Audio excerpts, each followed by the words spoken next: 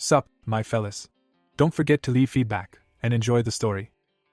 In the world where our hero ended up, only high-rank magic abilities matter, everything else is trash. But Derek is an ordinary low-rank hired magic teacher. However, he had a system that let him master new magic levels faster than anyone else. Noble kids did not respect him, so an aristocrat's daughter could freely mock him and beat him as much as she wanted. But the hero's teaching methods were not like those in academies, and he did not bow to that spoiled brat.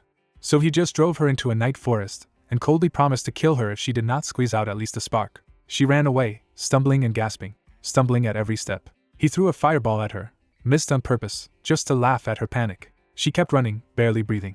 When she tripped over another root, and death was just inches away, suddenly her magic activated. But earlier he was nobody, a poor outcast with no money and no skills. His only chance to learn anything was an old first-level mage, who grumbled at the whole world. The old man taught him magic, but always said, "Without noble blood, you will not get higher." Yet the hero grasped everything on the fly. In a short time, he already cast his first spell, and after another training session, they sat in their camp. While drinking, the old man told Derek that noble children beyond Ebelstein could reach 3 stars before adulthood. He warned Derek not to get arrogant, insisting a low-born mage like him would hit his limit at 2 stars. Again and again, he preached that magic was decided by bloodline and that effort alone was futile. Those lectures planted in Derek the idea that nobles and commoners were separated by an unbreakable wall, perhaps reflecting the old man's own failures. That night, those bitter words lingered with Derek longer than usual. Rain fell through the darkness as the uneasy silence stretched on. When Derek returned the next day, he found the old man dead. The body was covered in bruises, as if he had been savagely beaten before dying. At first Derek assumed the old man had simply picked the wrong fight. Only later did he learn the guards had beaten the old man to death. Derek buried him alone, giving the liar a grave despite everything. The official story was that the old man had been caught stealing a 2-star spell book from a warehouse, something no one could understand. To everyone else it looked like a pointless crime from a man who had long since given up ambition. But Derek remembered that the old man had always obsessed over bloodlines. Even so, Derek knew he himself could not possibly have noble blood, because he was not originally from this world at all. 4 years passed, and Derek kept moving forward in Ebelstein. During that time he met Katia Flameheart. She had once been the mistress of the fallen Viscount House Flameheart, a noble-born 3-star mage sought after by mercenary groups. While staying in Ebelstein, she worked through the Beldun mercenary corps and took Derek, then a young 1-star mage, under her wing. From Katia, Derek learned far more than he ever had before from a true 3-star mage. Their lessons and work centered around the tavern Beldunstier. Katia told Derek that ambition was natural for a mage, especially for someone as talented as he was. Still, she warned him that greed could ruin his progress if he let it control him. Derek accepted the warning, though he remained as guarded as ever. Katia then guided him into deeper training, telling him to shut out distractions and feel his mana directly. She taught him to sense where mana was born, understand its flow, and use it to make imagined effects real. As Derek followed her instructions, his mana reacted violently enough to shake the building. Watching him, Katia concluded that he possessed unusually large innate mana and remarkably stable control. Derek himself felt something changing inside him as the mana settled into a new level. Katia immediately realized he had just broken through. The disturbance drew alarm from the tavern and the street outside. People panicked, thinking some kind of attack or explosion had struck nearby. As the commotion spread, Derek instinctively prepared to respond. Katia stopped him before he could move. She quietly ordered him to stay silent and follow her lead. Outside, the others searched for the source of the noise while Katia steered Derek away from attention. She led him through a back route, keeping him hidden from the crowd. Derek followed, confused by her urgency. Once they were alone, Katia told him to listen carefully because what came next mattered. He braced himself, sensing this was more than a simple warning. Katia explained that nobles guarded their privileges fiercely, and magic was the greatest privilege of all. She told him that among nobles, natural magical strength was praised, but among commoners the same gift could become dangerous. A commoner reaching 3 stars was already rare, she said, and what Derek had just done was even more alarming because he had used a 2-star spell before his coming of age. She identified the spell as the 2-star delusion spell Auditory Hallucination, marking Derek's rise to a 2-star mage at only 14. The world itself confirmed the breakthrough by granting him access to 2-star magic and that specific spell. Afterward, Katia kept traveling with him, teaching him more spells and even sharing lessons about noble society. A year later, however, Katia left. Derek later heard she had been appointed private tutor to the powerful county of Elvester, a position tied to one of the most influential noble houses in the realm. For Katia, accepting that offer was the only sensible choice. Becoming the magic teacher of a noble that powerful was a life-changing opportunity. Before leaving, she gave Derek a 2-star spellbook, and it greatly expanded the range of magic he could learn. Left on his own again, Derek studied the book relentlessly. Another year passed, and through self-study he mastered 2 more 2-star spells. By 16, he had no intention of stopping his climb. Back at Beldunstier, a new opportunity arrived. Jaden, The mercenary captain told Derek they had finally received a proper request. The request came from House Duplain of the Grand Duchy, a name so prestigious that Jaden could barely contain his excitement. Derek immediately questioned why a house that powerful would hire people like them at all. Jaden brushed the concern aside, dazzled by the wealth and influence attached to the Duplain name. He argued that even one successful job could open future connections with the Grand Duchy. Derek asked for the actual task instead of the dream attached to it. Jaden claimed it was simple monster suppression on the edge of the Grand Duke's territory, and insisted nobles would not lie about such a request. Derek remained suspicious, because a family that large should not need a small mercenary corps for something so trivial. Trusting his instincts, he refused the job and told Jaden to find someone else. He made clear that he did not take work that smelled wrong. Jaden protested that mages were scarce in mercenary groups, and that Derek was the only one available for the request. Derek still argued that needing a mage for a few monsters made no sense, and that he wanted no part in unnecessary trouble. As he tried to leave, Jaden stopped him with one last offer. The advance alone was 1 gold coin. That amount gave Derek pause despite himself. At that moment the supposed clients were revealed. The dispatch officer and maid were clearly people of much higher station than they had claimed.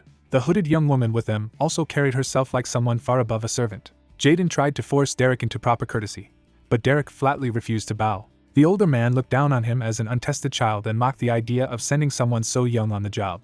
Jaden hurried to defend Derek, insisting he was the best mage he knew. The nobleman dismissed that defense and prepared to leave, unwilling to trust the task to a mere boy. The maid quietly intervened, stopping him from ending the meeting outright.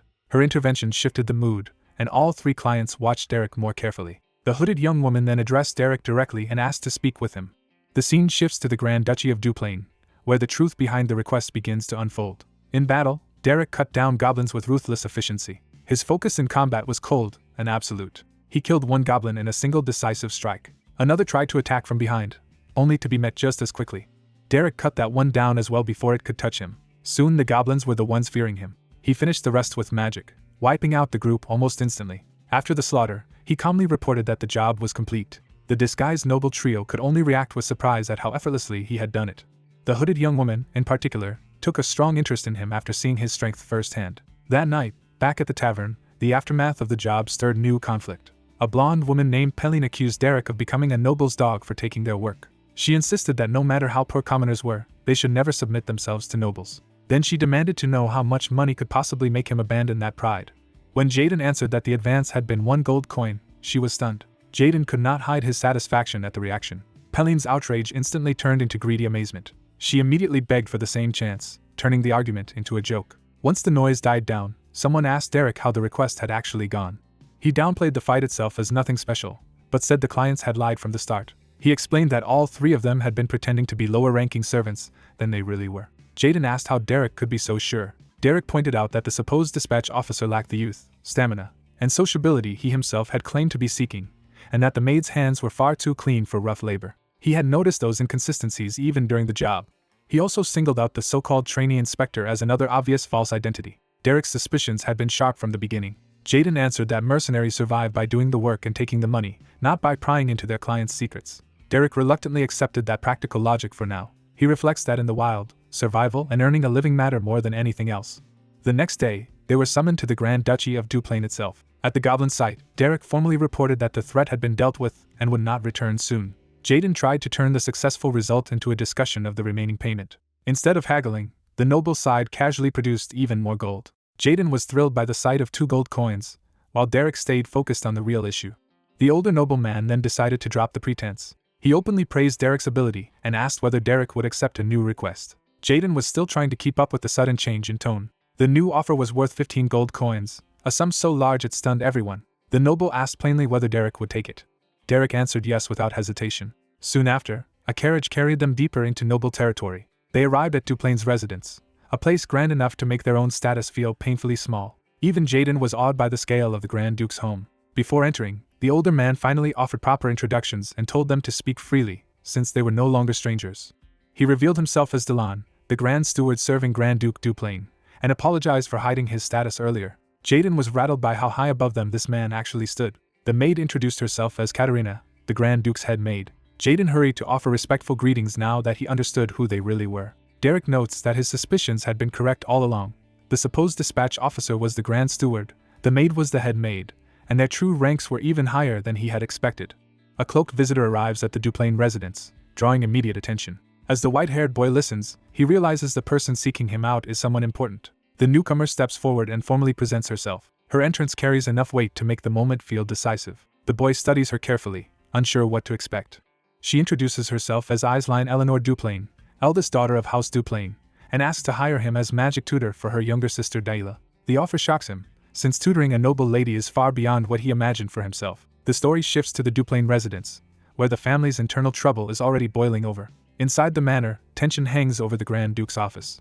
Raig bursts in and demands that his father and Valerian pay attention to an urgent grievance.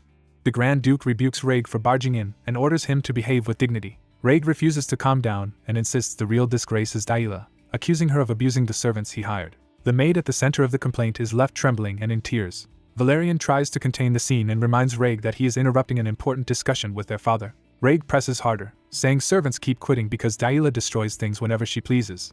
He accuses his father of protecting Dayla no matter how violent and unruly she becomes. Valerian shouts at him to stop before he goes too far. He finally orders Raig to leave and end the outburst. Raig falls silent for a beat, but only to gather himself. He argues that if Dayla is useless, the family should rely on Aisline instead. Raig goes further and proposes abandoning Dayla altogether. The Grand Duke coldly reminds him that such a decision is not his to make. Raig reveals he has already investigated sending Dayla to a monastery, framing it as a cleaner solution than keeping her as a burden on the family. That suggestion crosses the line, and the Grand Duke violently slams Raig down. Raig is driven face first into the desk under his father's strength. The Grand Duke repeats that Raig has no authority over Dayla's fate. Even pinned and bloodied, Raig warns that his father will eventually have to choose. The Grand Duke is left brooding over the threat. Back in the present, Aisline arrives at the manor with the white-haired mercenary she recruited. She asks whether he has heard of her younger sister Dayla, and he admits he only knows the name from the family registry.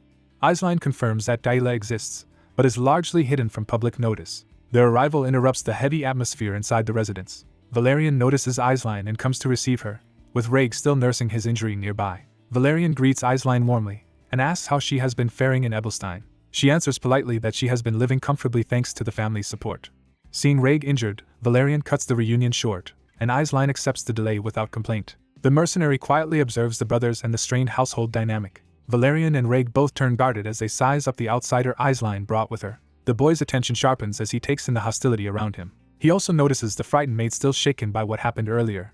That glimpse tells him the family's problem is deeper than a simple tutoring request. Once seated before the Grand Duke, Aisline resumes the formal purpose of her visit. She introduces the white-haired boy as the magic tutor she brought from Ebelstein and says he has agreed to take charge of Dayla. The Grand Duke gives the arrangement a measured, skeptical look. Aisline politely offers to withdraw if he is too busy to discuss it further.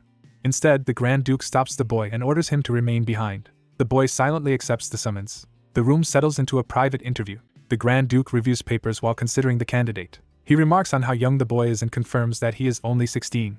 The boy answers plainly that he is. Asked about his magic, he admits he can only use a little one-star magic. That modest answer makes the Grand Duke laugh rather than dismiss him outright. He warns the boy not to hide behind false humility, because it can look less like virtue than evasion. The boy stays quiet, weighing the man in front of him. He realizes the Grand Duke is a 5-star mage, and that empty modesty will not fool him. So he apologizes for any disrespect, and the Grand Duke says he understands how great talent can distort a person's bearing. Still, the Grand Duke bluntly says the boy's age and appearance make him seem unsuited to be a noble girl's tutor. The boy answers honestly that he is a mercenary, not a polished scholar. The Grand Duke decides that because Aisline chose him, he will allow him access to the annex where Dayla lives. As he dismisses him, the boy asks for permission to raise one more matter. The Grand Duke allows him to continue. The boy explains that as a mercenary, once he accepts a commission he intends to see it through. He makes clear that Aisline hired him specifically to teach Dayla magic and prepare her to enter noble society properly. The Grand Duke impatiently asks why he is restating what is already obvious. The boy answers that he has a serious request to make before he begins. That catches the Grand Duke off guard. Before the request is answered, a plate suddenly flies elsewhere in the annex. A maid is nearly struck and recoils in terror as the dish shatters beside her. She desperately apologizes to Dayla, but Dayla rejects the apology as worthless coming from a servant. Dayla orders the maid out of her sight and threatens worse violence if she appears again. Elsewhere, Aisline questions why the tutor had to be someone like Derek when noble magic masters should have been available. Her companion explains that a commoner mercenary would normally struggle to serve as a noble's tutor. Aisline reveals she already tried nearly every famous magic master she could find, and all of them gave up on Dayla. So she deliberately chose someone desperate enough to persist, especially one who understood both hardship and noble manners through his fallen noble master. She believed Derek's rough background and unexpected refinement might let him guide Dayla gently. Her companion warns that she is misreading him and does not truly see what kind of person Derek is. He reminds her that Derek survived the streets and mercenary life long before adulthood, which kindness alone could never have accomplished. That warning unsettles Eyeline. Meanwhile, Derek is escorted deeper into the annex by the old steward and a maid. He stops outside Daila's room and prepares himself before entering. His hand rises toward the door with deliberate restraint. He knocks and waits rather than barging in. When no answer comes, he remains patient. At last he opens the door. He steps inside and offers a cautious greeting. Introducing himself as Derek, he asks to be excused for intruding. Daila, the second daughter of House Duplain, tells him to come closer. He obeys and approaches her seat. A cruel smile forms before she makes her move. Without warning, she dumps filthy water over his head. Derek endures the drenching in silence. Daila mocks him, saying she mistook him for a sewer rat. She toys with the idea that he might not even be the mercenary she was told about, because he looks exactly like vermin to her. Then she climbs onto a chair to loom over him and intensify the humiliation. She literally places herself above him to assert dominance. Pouring the rest of the gutter water over him, she sneers that it suits his origins better than clean clothes ever could. Derek still refuses to react. Daila feigns disappointment that the torment ended only because she ran out of water. He remains composed, but his patience is clearly thinning. His lack of submission unsettles Daila for the first time. Enraged that he dares meet her eyes, she lashes out physically. Her kick knocks him down onto the wet floor. Even after that, she only complains that he smells foul. She covers her nose and treats him as something beneath human dignity. From the floor, Derek's expression hardens into resolve. Daila braces herself on the chair, still convinced she controls the encounter. She lectures him to know his place and mocks the idea that someone like him could ever teach her anything. At the same time, the Grand Duke's office sits under the weight of the decision Derek forced him to consider. The Grand Duke stands alone, thinking through the consequences. He recognizes that ordinary methods will never solve Daila's case. Remembering Derek's words, he accepts that the very fact a tutor like Derek is needed proves Daila's problem is severe, and he must decide how much power to give him. Derek's request was for full authority over Daila's education, not just nominal permission to teach. The Grand Duke understood exactly what that would mean. Back in the room, Daila's confidence wavers as Derek finally moves.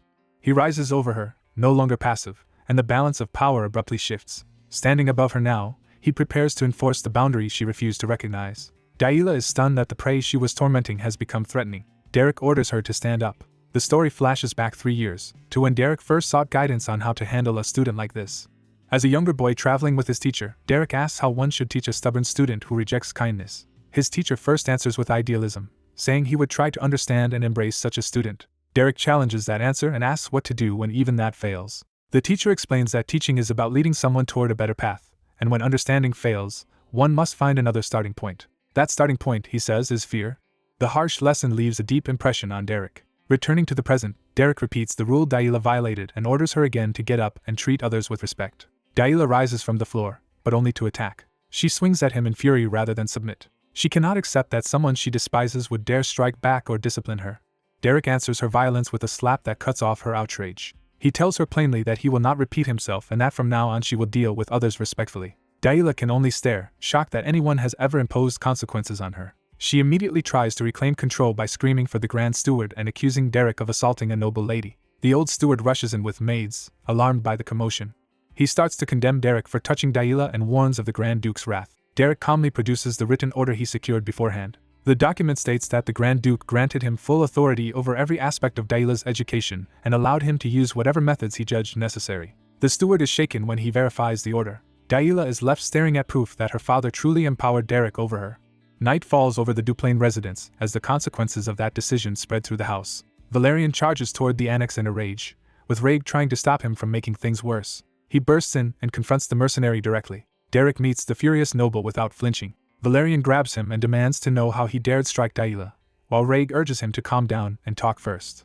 Derek answers that he only did what the Grand Duke explicitly permitted him to do. Raig backs him up, warning Valerian that attacking Eiseline's guest would only damage Eiseline's standing, especially since their father approved it. Valerian finally reins himself in, orders Derek to come with him, and tells Raig to stay out of it. Once they are alone, Raig admits he heard everything and even agrees that Daila may need to be beaten into sense, assuring Derek that Valerian will not go too far. Derek turns at that remark, taking in just how twisted the Duplain family's idea of solving Daila has become. As the commander leads the white-haired boy away, someone watching from behind scoffs that protecting Daila is pointless. Inside the dim room, a young blonde girl startles awake as light cuts across her face. The commander opens the preserved room and invites the girl and the boy inside. He explains that this was Daila's room in the main house, left untouched since she was driven out. The boy studies one of Daila's unfinished landscape paintings. The commander recalls that Dayla loved drawing and used to shyly seek his praise, remembering her with tenderness. He adds that she never completed her paintings, usually leaving blank spaces and only painting what she liked. After apologizing for losing control earlier, he is told not to dwell on it. The boy asks why he was brought to this room at all. The commander says he wanted him to see that Dayla was once a child who did not deserve hatred or abuse, even if she later became consumed by bloodline obsession. He admits that obsession eventually got her expelled from the main house and confined to the annex, and he still cannot understand what changed her. The boy decides they must stop her from being sent to the monastery, believing that if she can show even basic magical ability, he can sway her father. Desperate, the commander grabs him and begs him to save Dayla. The boy halts as a new thought occurs to him. He realizes Dayla never truly abandoned magic, because the theory books in her room are covered with her notes. When he confirms those books belong to the School of Regulations, the commander explains that nobles are taught through that system. The boy silently pieces together what that means. A forest painting catches his attention as the key to Dayla's nature. He takes one of the annotated books, now convinced he has found a way forward. He agrees to try helping her. Night settles over the estate as the plan moves into action. Dayla sleeps alone, unaware of what is coming. A bucket of cold water is dumped over her to jolt her awake. She bolts up in shock, drenched and furious. The white-haired boy bluntly mocks her for nearly sleeping through this. Still disoriented, she recognizes him and demands to know if he has lost his mind. Ignoring her outrage, he orders her to come with him because there is somewhere she needs to go. He drags her through the corridor despite her screams, while the maids can only watch in alarm. Under the full moon, the night outside feels ominously open. He hauls her away from the mansion and into the grounds, forcing her farther from safety. When she resists, he knocks her down hard enough to make her cry out. She rages that this changes nothing and rejects any right he thinks he has to lecture her. He cuts through her protests and asks if she wants to hear an interesting fact. With a cold smile, he reveals that he never intended to tutor her at all and only wanted an excuse to beat arrogant nobles. His confession leaves her stunned. He presses the point, claiming no one born low has any reason to like nobles and that the tutoring was just a pretext. He singles her out as exactly the kind of noble he wants to punish. Drawing his sword, he savors the thought of noble screams. Dayla tries to threaten him with the consequences of attacking her. He dismisses the threat, saying she is headed to a monastery anyway and no one would trust her word. He goes further, saying that if things go badly he can pay with his life, because a commoner's life is worth little in this world. He even treats escape or death as trivial if it means removing a burden from the Duplain family. Dayla realizes with horror that if he catches her now, she will truly die. She bolts into the forest, deciding the open grounds would only let him catch her faster. As she runs, she resolves to lose him among the trees she knows well. She trusts the forest because she has roamed it since childhood and believes it can lead her back to safety. In panic and fury, she decides that if she can turn the situation around, he should be the one to die. Behind her, he calmly forms a blazing fireball. He launches the spell into the night, turning the chase into an execution. Dayla recognizes the attack in disbelief as a fireball. She is even more shaken when she realizes it is two-star magic, far beyond what she expected him to wield. He smiles at her fear, fully in control of the hunt. The fireball bears down on her with lethal force. For a moment she can only stare, frozen by the certainty of death. At the last instant she throws herself aside. The blast tears into the ground beside her and hurls her away in the shockwave. She survives by a hair and gasps in disbelief. He notes with amused disappointment that he missed. The moonlit forest falls silent again, making the danger feel even sharper. Bruised and shaken, she forces herself back up and keeps running. She grits through the pain, refusing to stop. A root catches her foot and breaks her stride. She crashes to the ground, losing precious time. Dazed, she struggles to rise. Before she can recover, blue mana condenses into spear-like projectiles around her. She realizes too late that another attack is already on its way. The glowing spears streak toward her from multiple angles. She braces helplessly as the trap closes in. He praises her speed, remarking that it is impressive for someone supposedly shut away all day. His words make her realize he has been reading her more closely than she thought. She runs again, but he no longer bothers to hurry after her. He watches in silence, already certain of the outcome. As exhaustion mounts, she wonders how much longer she can keep fleeing before he inevitably catches her. A sudden realization flashes across her face. He kneels and touches the ground, sensing the mana around them. The forest itself answers him with a clue. He recognizes the woods from Dayla's paintings and concludes this is the place she has known since childhood. He understands that she had been feeling the mana of the wild without knowing it, and pouring that sensation into her art. The pattern confirms his suspicion about her true magical nature. Driven into a corner, Dayla raises a rock and tries one last desperate attack. He draws his sword in a single swift motion. The blade stops her strike effortlessly before it can touch him. She is left staring at him, shocked by how completely he controls the fight. Instead of mocking her, he acknowledges her resolve and recognizes that choosing to strike back took courage. Spent and trembling, she can barely hold herself up anymore. He states the obvious at last. She no longer has the strength to run. With his sword poised above her, he asks if she has any final words. She answers with a bitter laugh rather than fear. Refusing to beg, she says she will not grovel like a commoner and tells him to kill her if he must. Instead of striking, he asks why she clings so obsessively to bloodline. The question cuts deeper than the sword ever did, and she turns away. She confesses that without her noble bloodline, she feels she would have nothing left. Her despair spills out as she fixates on magic as the one thing that could have proven her worth. Through tears, she admits the truth she has never said aloud. She never truly tried because she believed she would fail. He listens in silence, letting her finally say it. She breaks down completely, saying that no matter how hard she tries, she falls behind in both magic and painting. If even her bloodline means nothing, she no longer knows what remains of her identity. Collapsed on the ground, she asks what she even is. He pauses, no longer treating her as an enemy. Then he lowers the sword and redirects his mana. She watches through tears, unable to understand what he is doing. He says he has heard enough and abandons the threat of execution. When he says goodbye, she thinks for a heartbeat that he still means to kill her. Instead, blue power surges past her rather than into her. She squeezes her eyes shut, bracing for death that never comes. When she opens them again, confusion replaces terror. A wall of ice has risen around her, stopping the sword and danger alike. She looks up in astonishment as the frozen barrier glitters under the moon. The boy stands outside the ring of ice, having turned the attack into protection. Daila stares at her glowing hands and realizes she has just manifested mana herself. He sheathes his weapon, the lesson now complete. Bowing politely, he praises Lady Daila and apologizes for the cruelty of how he forced this breakthrough. She can only stare, still trying to understand the reversal. He explains that what she produced may be only a raw manifestation of mana rather than formal magic, but it is still proof that she can do it. The words hit her harder than any blow, and emotion catches in her throat. She bursts into tears, overwhelmed by the first real proof that she is not hopeless. He lets her cry within the ice he raised for her, no longer threatening her at all. The moon hangs over the forest as the violence gives way to revelation. Once she calms, he tells her this means she belongs to the school of the wild. He explains that nobles are usually taught through the school of regulations, even though all schools share the same foundation and differ mainly in how magic is understood and mastered. Because her temperament belongs to the wild, trying to force herself into the regulations method was doomed from the start. Still shaken, she asks how he could possibly know that about her. He answers that he saw it in the drawings she made. From those paintings, he understood that she could sense mana moving through nature and transfer that feeling onto the canvas. He adds that mages of the school of the wild usually begin by sensing the mana in nature when they are young. For the first time, she listens without resistance, trying to absorb what this means for her life. After helping her recover, he tells her she should be able to walk now. He says this is only the beginning, but promises that from tomorrow onward he will teach her how to manifest mana naturally. As he turns to leave, she stops him by name. Awkward and flustered, she manages a hesitant thank you. He accepts the gratitude with quiet restraint. The two of them walk back together through the forest, now allies instead of hunter and prey. On the way, he asks if the sunset painting in her room was hers, and when she admits it was long ago, he tells her it was beautiful enough to be a masterpiece. Morning light fills the mansion, marking the start of a different day for Daila. She wakes with new resolve and immediately begins testing the mana she discovered.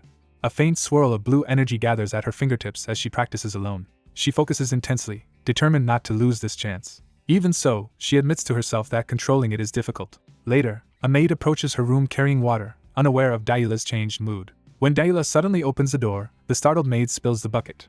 Water splashes across the floor in front of them. The spill reaches Daila's feet, but she remains perfectly composed. Terrified by her own mistake, the maid immediately begs forgiveness and expects punishment. Daila simply tells her to watch where she is going and walks past without striking her. The maid is left kneeling in disbelief, apologizing for a punishment that never comes. Daila leaves with calm authority instead of cruelty. The maid can barely process that Daila walked away without hurting her. As the other maids gather around, they realize something changed in Daila after last night, though none of them know what. Elsewhere, Derek sleeps peacefully after the night's ordeal. His rest ends when someone urgently calls his name, pulling him back into the next turn of the story. A white-haired young man is roused and asks what someone wants from him. Outside, Lady Daila bluntly demands that he teach her to control the mana she has finally manifested, ignoring the butler's objections. The head butler is stunned that Daila has manifested magic at all. Daila presses the issue, reminding him she was promised instruction today and insisting he stop delaying. The butler tries to put her off until the afternoon, but the closed door only hardens her mood. As the butler privately celebrates her breakthrough, Daila openly shows her impatience. She pounds on the door and orders the man inside to teach her immediately, treating refusal as an insult. Even while he lies in bed, she keeps shouting for him to open up and curses him for ignoring her. The estate settles into a new day under the weight of this unexpected development. Elsewhere in the mansion, someone strides through the halls as the news begins to spread. The servants whisper that Daila has suddenly stopped lashing out over small mistakes, which already feels like a miracle. The rumor grows more startling when they add that she has also manifested magic. A young noble overhears the gossip and stops in his tracks. Raig demands the servants repeat what they just said about Daila. The family patriarch pauses his work as the matter is brought before him. In a formal meeting, Raig reports to his father that repeated questioning of the butler and servants confirms Daila has manifested magic. Their father reacts with relief rather than alarm. Raig warns that one magical awakening should not erase everything Daila has done or automatically cancel plans to send her away. Valerian rebukes him, arguing that a sister who has manifested magic deserves praise, not condemnation. The father studies his son's opposing reactions in silence. Raig doubles down, insisting Daila's long record of trouble outweighs such a small result and that the convent plan should stand. Their father weighs the matter carefully instead of answering at once. The scene shifts as the family's decision gives way to Daila's own training. Daila sits alone in a sulk, hugging her knees and stewing over what she has heard. Her white-haired teacher, Derek, finds her and dryly asks whether she is sulking. Daila refuses that label and insists what she feels is anger. Derek tells her that acting spiteful will not change the situation. She snaps back that this is not spite but genuine anger. Derek dismisses her pouting and reminds her that the world has an order she cannot overturn by sulking. Daila explodes, furiously correcting him again and demanding he stop calling it pouting.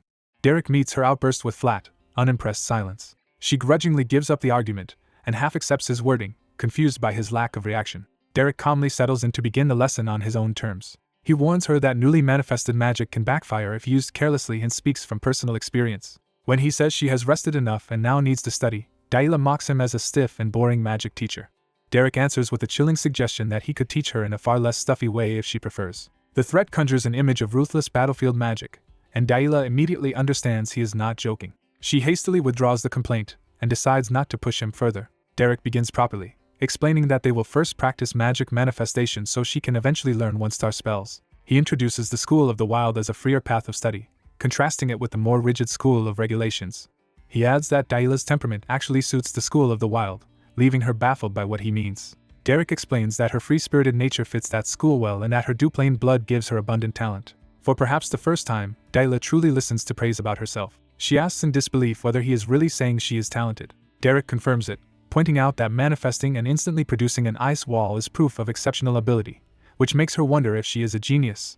He bluntly separates talent from genius, while Daila stubbornly insists they are basically the same. Their bickering continues as the lesson moves forward, watched from outside by an unseen observer. Raig listens from beyond the room and clicks his tongue in irritation. Time passes at the estate as Daila throws herself into training. The next day, she bursts in to report that she can now manifest magic but still cannot control its direction.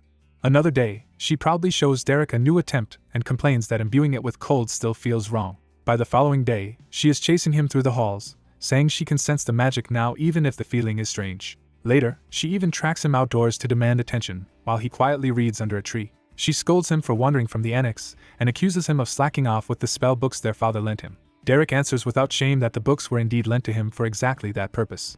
Daila drags him back anyway, insisting she has finally managed to let the magic flow out properly, and wants him to verify it at once. Meanwhile, Valerian waits alone in a grand room, preparing for a private conversation. A door opens to admit the person he summoned. Valerian welcomes Derek in and invites him to sit so they can talk. He asks Derek how Daila has been doing lately. Derek reports that she has made real progress, though mastering one-star magic will still take more time. Valerian accepts that assessment, and warns that his mother will return next week. He cautions Derek in advance that she is not someone to underestimate, especially because nobles resent commoners holding important positions. Derek acknowledges the warning and asks if that is the real reason he was called. Valerian hesitates, choosing his words carefully. He explains that as the future head of House Duplain, he believes leadership means sincerely embracing every member of the family. He admits that this ideal is difficult because people's hearts and values differ too deeply for easy harmony. Derek asks him to stop circling the point and say what he really means. Valerian steels himself to confess something more personal. He admits with real hurt that Daila no longer plays with him. The childish complaint catches Derek completely off guard. Valerian nostalgically recalls how warmly Daila used to greet him when they were small and idealizes her as an angelic child. He then asks Derek if there is any way to win back Daila's favor. When Derek questions why he is asking him, Valerian blurts out that Derek is the only person Daila willingly follows around. Trying to prove his sincerity, Valerian stops him from leaving and reveals he even learned doll making from the maids for Daila's sake. He proudly presents a handmade doll meant to resemble Daila and asks whether his brotherly love comes through. Derek stares at the grotesque result and asks if Valerian is trying to curse someone. Valerian is crushed by the verdict and realizes Derek is useless for this kind of emotional advice. Another day dawns over the estate. Derek is formally received by a refined noblewoman who says she has heard much about the capable magic teacher they found. She frames the meeting as polite interest in the man teaching Daila. Introducing herself as Miriella Dibel Duplain, she sweetly offers to send him a gift from her territory. Derek immediately refuses the implied patronage by stating he belongs to no noble house. Miriella is taken aback and asks what he means. Derek calmly reveals that he is a commoner. The revelation shocks Miriella outright. The story jumps back a week to explain how this confrontation began. When Derek first arrived at the Grand Duke's residence, a dark-haired woman named Aisline told him she was glad they had brought him there. As Daila's older sister, Aisline said she could not stay by Daila's side because duties in Ebelstein called her away, so she entrusted Daila to him. Derek accepted the responsibility with a restrained answer. Afterward, his rough mentor chided him for sounding lifeless when someone had just entrusted him with her sister. Aisline and the man urged him to finish quickly and return before Pelin caused another scene, making clear they were counting on him. Left behind at the residence, Derek watched their carriage depart in silence. Only then did Aisline realize she had forgotten to warn him about something important. She remembered too late that Valerian's mother would be returning the next week and that Derek had received no warning about her. When asked whether such a warning was really necessary, she hesitated. She struggled to describe the problem delicately. Her tension made clear the issue was serious. She finally admitted that Valerian's mother was, in effect, a god of anger and would explode over the arrangement. Back in the present, the patriarch curtly tells Miriella to lower her voice because he can hear her perfectly well. Miriella ignores the rebuke and insists the real issue is their beloved youngest daughter, Daila. The father admits he dislikes appointing commoners to important roles too, but reminds her that every high-born teacher with a respectable bloodline had already given up on Daila. Miriella refuses to accept that excuse and is appalled that they hired a former mercenary to teach her daughter. The father answers that competent magic teachers are rare and that Derek came recommended by Aisline. Miriella still insists there must be standards that cannot be compromised. She proposes summoning her younger brother Flam instead, arguing that now Daila has manifested magic he could teach her properly. The father rejects the idea, pointing out that Flam is busy managing Ebelstein and cannot be casually pulled away for private tutoring. Miriella fires back that Ebelstein's social world is just as chaotic and dangerous, so appearances there matter too. She argues that a teacher's status matters above all socially and that a nameless commoner would make Daila a laughingstock when she debuts in high society. The argument is interrupted by someone entering the room. Valerian asks his mother to calm down and reminds her she did not come back merely to fight with his father. Miriella refuses to back down, saying the real question is whether that commoner mage is truly qualified to teach Daila. Rhaeg steps forward and pointedly asks if that is the standard she wants applied. Miriella turns to him, surprised by his intervention. Rhaeg says that a commoner becoming a noble girl's magic teacher is unusual, but if the man truly has the necessary qualities, it need not be a major problem. He proposes to test Derek's worth himself, and begins to suggest a magic spar as the measure. Their father cuts him off, warning that Derek is a genuine mage and not someone to dismiss lightly. Rhaeg absorbs the warning without backing down. He shifts the test, suggesting they evaluate Daila instead. Valerian watches closely, sensing where Rhaeg is heading.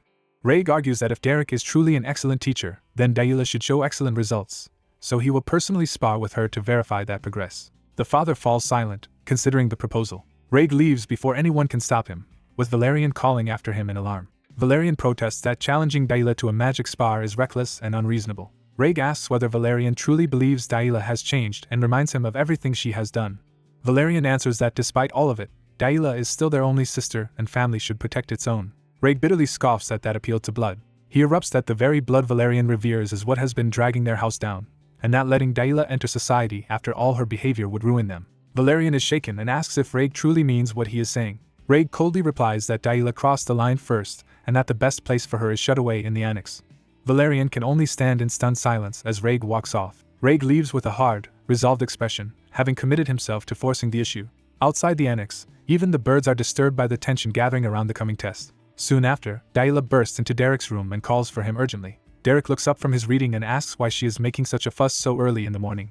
She throws him a roll notice, interrupting his study with official news. Daila declares that if she loses the coming magic spar, he will be fired. Derek reads the notice and calmly points out that Rhaeg is already an experienced one-star mage, so winning will likely be difficult for her. Daila explodes at his lack of urgency and accuses him of speaking as if he expects to be dismissed. Derek answers that he is a mercenary who simply does the job he is hired for and takes the pay that comes with it. He adds that he has already been paid more than enough, making clear he is not clinging to the position. His indifference startles Daila, and she asks whether he truly means he would leave that easily. A week later, the day of the test arrives. The estate prepares a formal outdoor arena as the family and servants gather to witness the result. The patriarch arrives with Miriella and the household, turning the spar into a public judgment. Derek appears before the patriarch, formally announcing his presence. He bows with composed professionalism rather than fear. The patriarch notices that Derek shows no nervousness at all and wonders whether that calm comes from confidence. He concludes that such nerve under pressure proves Derek is not someone they should discard lightly. As the test is about to begin, someone steps forward onto the field, signaling that the decisive confrontation is finally starting. A nobleman in a dark cape steps forward, already resolved to turn this spar into a ruthless humiliation. He makes it clear that this will not be a simple exchange of magic and that he intends to break Yahello completely. As he advances, his hatred sharpens into a promise that he will make her regret everything tied to her past. Yahello enters the arena in silence, taking her place without retreat. Behind her hood, she steadies herself and faces what is coming. Her thoughts return to Derek, and she challenges whether he truly meant that results mattered more to him than anything else. He had answered that her magical growth was finally moving properly and that even if she could not yet use one-star magic, she would soon reach it. He explained that her progress came from being born with Duplain blood, which only deepened her confusion about why he was saying this now. Derek reminded her that the School of the Wild values self-study over inherited teachings. That answer only upset her more, because it sounded like he was preparing her for separation. He hesitated, leaving the truth hanging between them. Yahello finally admitted her own weakness and addressed him with painful sincerity. Through tears, she begged to keep learning from Derek and confessed that she wanted no other teacher. Derek fell silent, taking in how desperately she meant it. He warned her that he knew nothing about noble sparring customs and had never fought under such rules. What he could teach her, he said, was how to win a real fight, and he asked whether victory was what she truly wanted. Yahello remembered the years of contempt that had defined her life, when people mocked her lack of magic and treated her as a stain on Duplain. The insults had gone beyond her, turning her existence into proof that even her family could be dragged down by her weakness. Those memories hardened her resolve, and she asked Derek to make her win. So when she came to this duel, she did not stand there as Raig's little sister. She also refused to stand there merely as the youngest child of House Duplain. She stood there only as Derek's student, and as a mage determined to prove herself. The house banner flies above the arena as the formal match begins. Yahello and Raig face each other across the platform, the distance between them charged with family pride and personal grievance. An official clears his throat to announce the terms. He declares that they will follow the Kelbram Salon's high-rank sparring rules, where the first side to trigger General Pelham's protective magic circle loses. Raig accepts the rules and calls for the duel to begin. Yahello answers with a calm, focused stare instead of fear. The protective charm around each duelist is explained as a costly accessory that activates just before serious damage and nullifies the decisive blow. Watching from the side, Derek notes how nobles hide danger behind expensive safeguards and guesses Raig plans to finish the match quickly.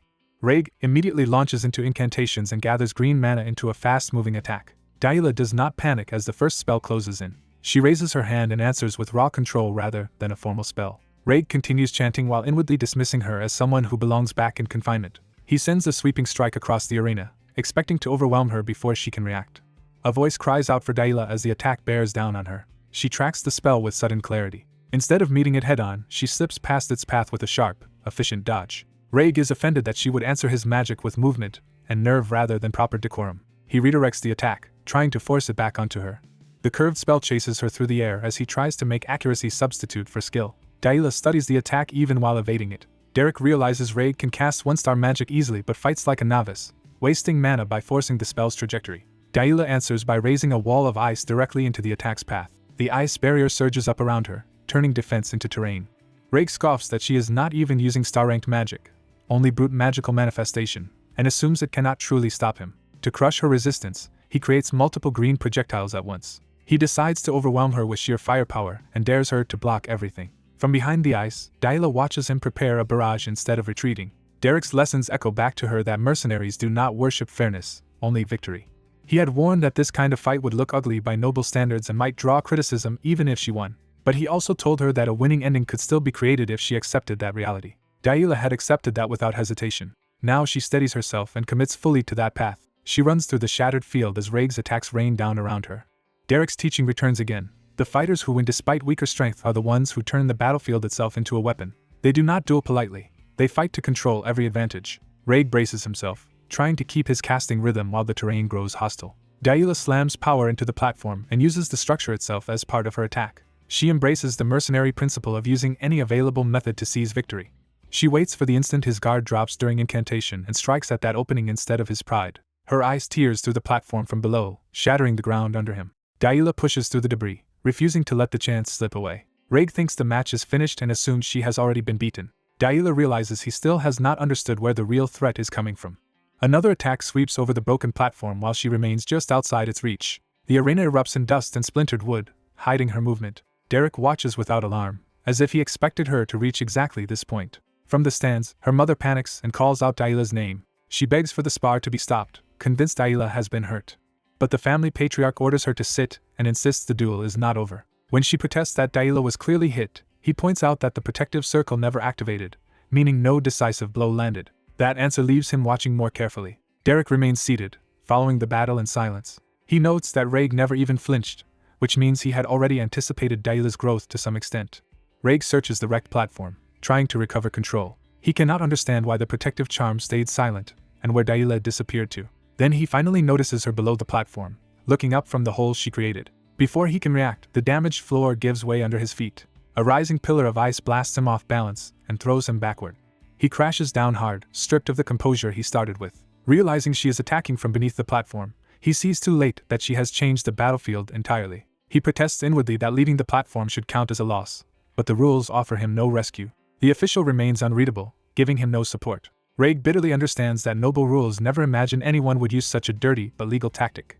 He regains his footing amid the wreckage and prepares to continue. Ice spikes erupt around him again, hemming him in and forcing him to move where Daila wants. He runs through the narrowing lane she creates, no longer dictating the pace. Unable to see her, he realizes the pressure has reversed and that she now needs only one clean hit while he cannot target her at all. He recognizes with growing anger that this has become a true fight, stripped of noble etiquette. He calls for Daila, trying to draw her out. She answers only by staring up at him from the darkness below, calm and relentless. Her eyes burn with the same cold resolve that once belonged to Derek. Raig suddenly recognizes that expression and remembers seeing it on Derek when threatened before. That realization unsettles him more than the ice itself. He concludes that Daila could never have devised this alone and blames Derek for turning her into this kind of opponent. Deciding to stop playing by appearances, he strips away his cape to move freely. The discarded cloak falls between the ice pillars as he prepares a harsher response. He resolves to answer her scheme with one of his own. Standing amid the shattered arena, he gathers himself for a desperate counter. From above, Daila's mother is horrified to realize her daughter has gone down into the broken space beneath the platform. She begs again for the fight to end, but the patriarch refuses because the rules still technically hold. Even he begins to think more carefully about what he is seeing. Below the platform, Daila crouches among broken beams and ice, listening rather than rushing blindly. She focuses and begins to read the battle through sensation instead of sight. She identifies the flow of mana moving above her. At the same time, Raig starts another spell and suddenly senses that she is tracking him through his mana. He stumbles as the unstable footing and her pressure disrupt his casting. He realizes she is timing every attack for the moment he begins an incantation and panics at the thought of losing that way. His fear sharpens into a reckless decision. He looks up and notices the tall flagpole anchored into the ruined platform. Daila senses the mana flow stop and immediately understands that he is changing tactics. She decides that whatever he tries next, she must strike the instant he starts another cast. The official addresses Raig uneasily as the young noble moves beyond normal sparring conduct. Raig climbs the flagpole to gain height and distance, escaping the blind zone Daila created. From above, he reasons that she should not be able to react to his mana at that range, though casting from there is still difficult. He finds a single brutal solution and channels power without relying on a formal incantation. He decides to destroy the entire platform itself, forcing the battlefield to collapse around her. Derek watches this escalation with a hard, unreadable expression. The platform splits under the impact as lightning-like force tears through its supports. The flagpole itself snaps loose in the destruction. Raig is thrown from his perch as the structure gives way beneath him. The whole arena erupts in a massive cloud of debris and dust. From the stands, Daila's mother cries out in terror for Raig as well now that the destruction threatens everyone involved. Raig lands hard but manages to survive the collapse. Bruised and breathing hard, he tries to recover his bearings through the dust. A shadow suddenly rushes through the smoke toward him. He reacts instantly and forms a magic arrow at close range, aiming to finish her before she can reach him. The arrow shoots forward in a straight killing line. Daila sees it too late to avoid cleanly. She twists her body and throws up her arm, taking the hit through sheer will. The magic tears into her hand and arm, freezing and damaging them as she forces the attack off course. Pain flashes across her face, but she does not stop. The deflected arrow spins away instead of piercing her through. It passes behind her as she keeps charging straight at him. Even wounded, she closes the remaining distance before he can reset. Raig thinks he still has the advantage at close range and needs only one more arrow to end it. Daila answers that thought with a brutal physical strike, driving her boot into his chest. The impact shocks them both, but it is Raig who is left gasping beneath her. He collapses to one knee, clutching his chest as the breath is knocked out of him. Desperate, he grabs a handful of dirt from the ruined ground. Daila sees the motion and swings through with everything she has left. Raig flings sand into her face, blinding her for an instant and buying himself space. She recoils upward through the broken ceiling while he shields his eyes and snarls at her persistence. He realizes she has exhausted her mana and is now relying on kicks, dirt, and raw desperation just to keep a chance at winning.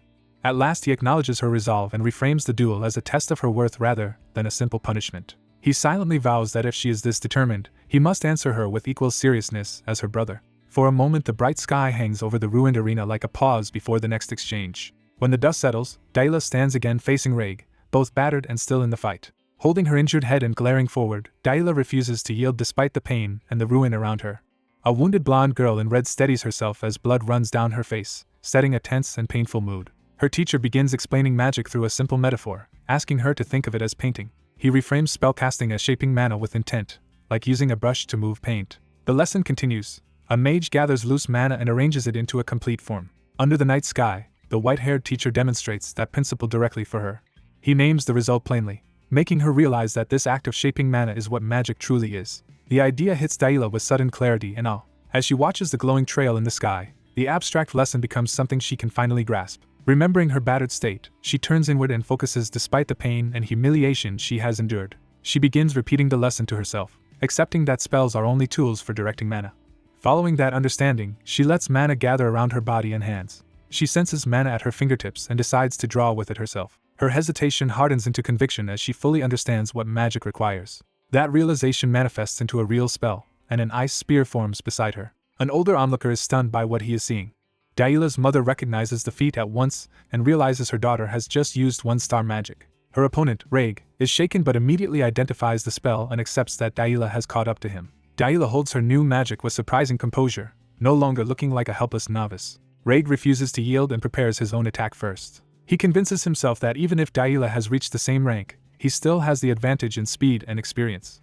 Betting everything on striking first, he commits to an all-out attack. Dayla answers by directing her spear with calm focus instead of panic. Reg launches his magic forward, trying to overwhelm her before she can respond. The two attacks race toward collision. A violent impact tears through the training ground.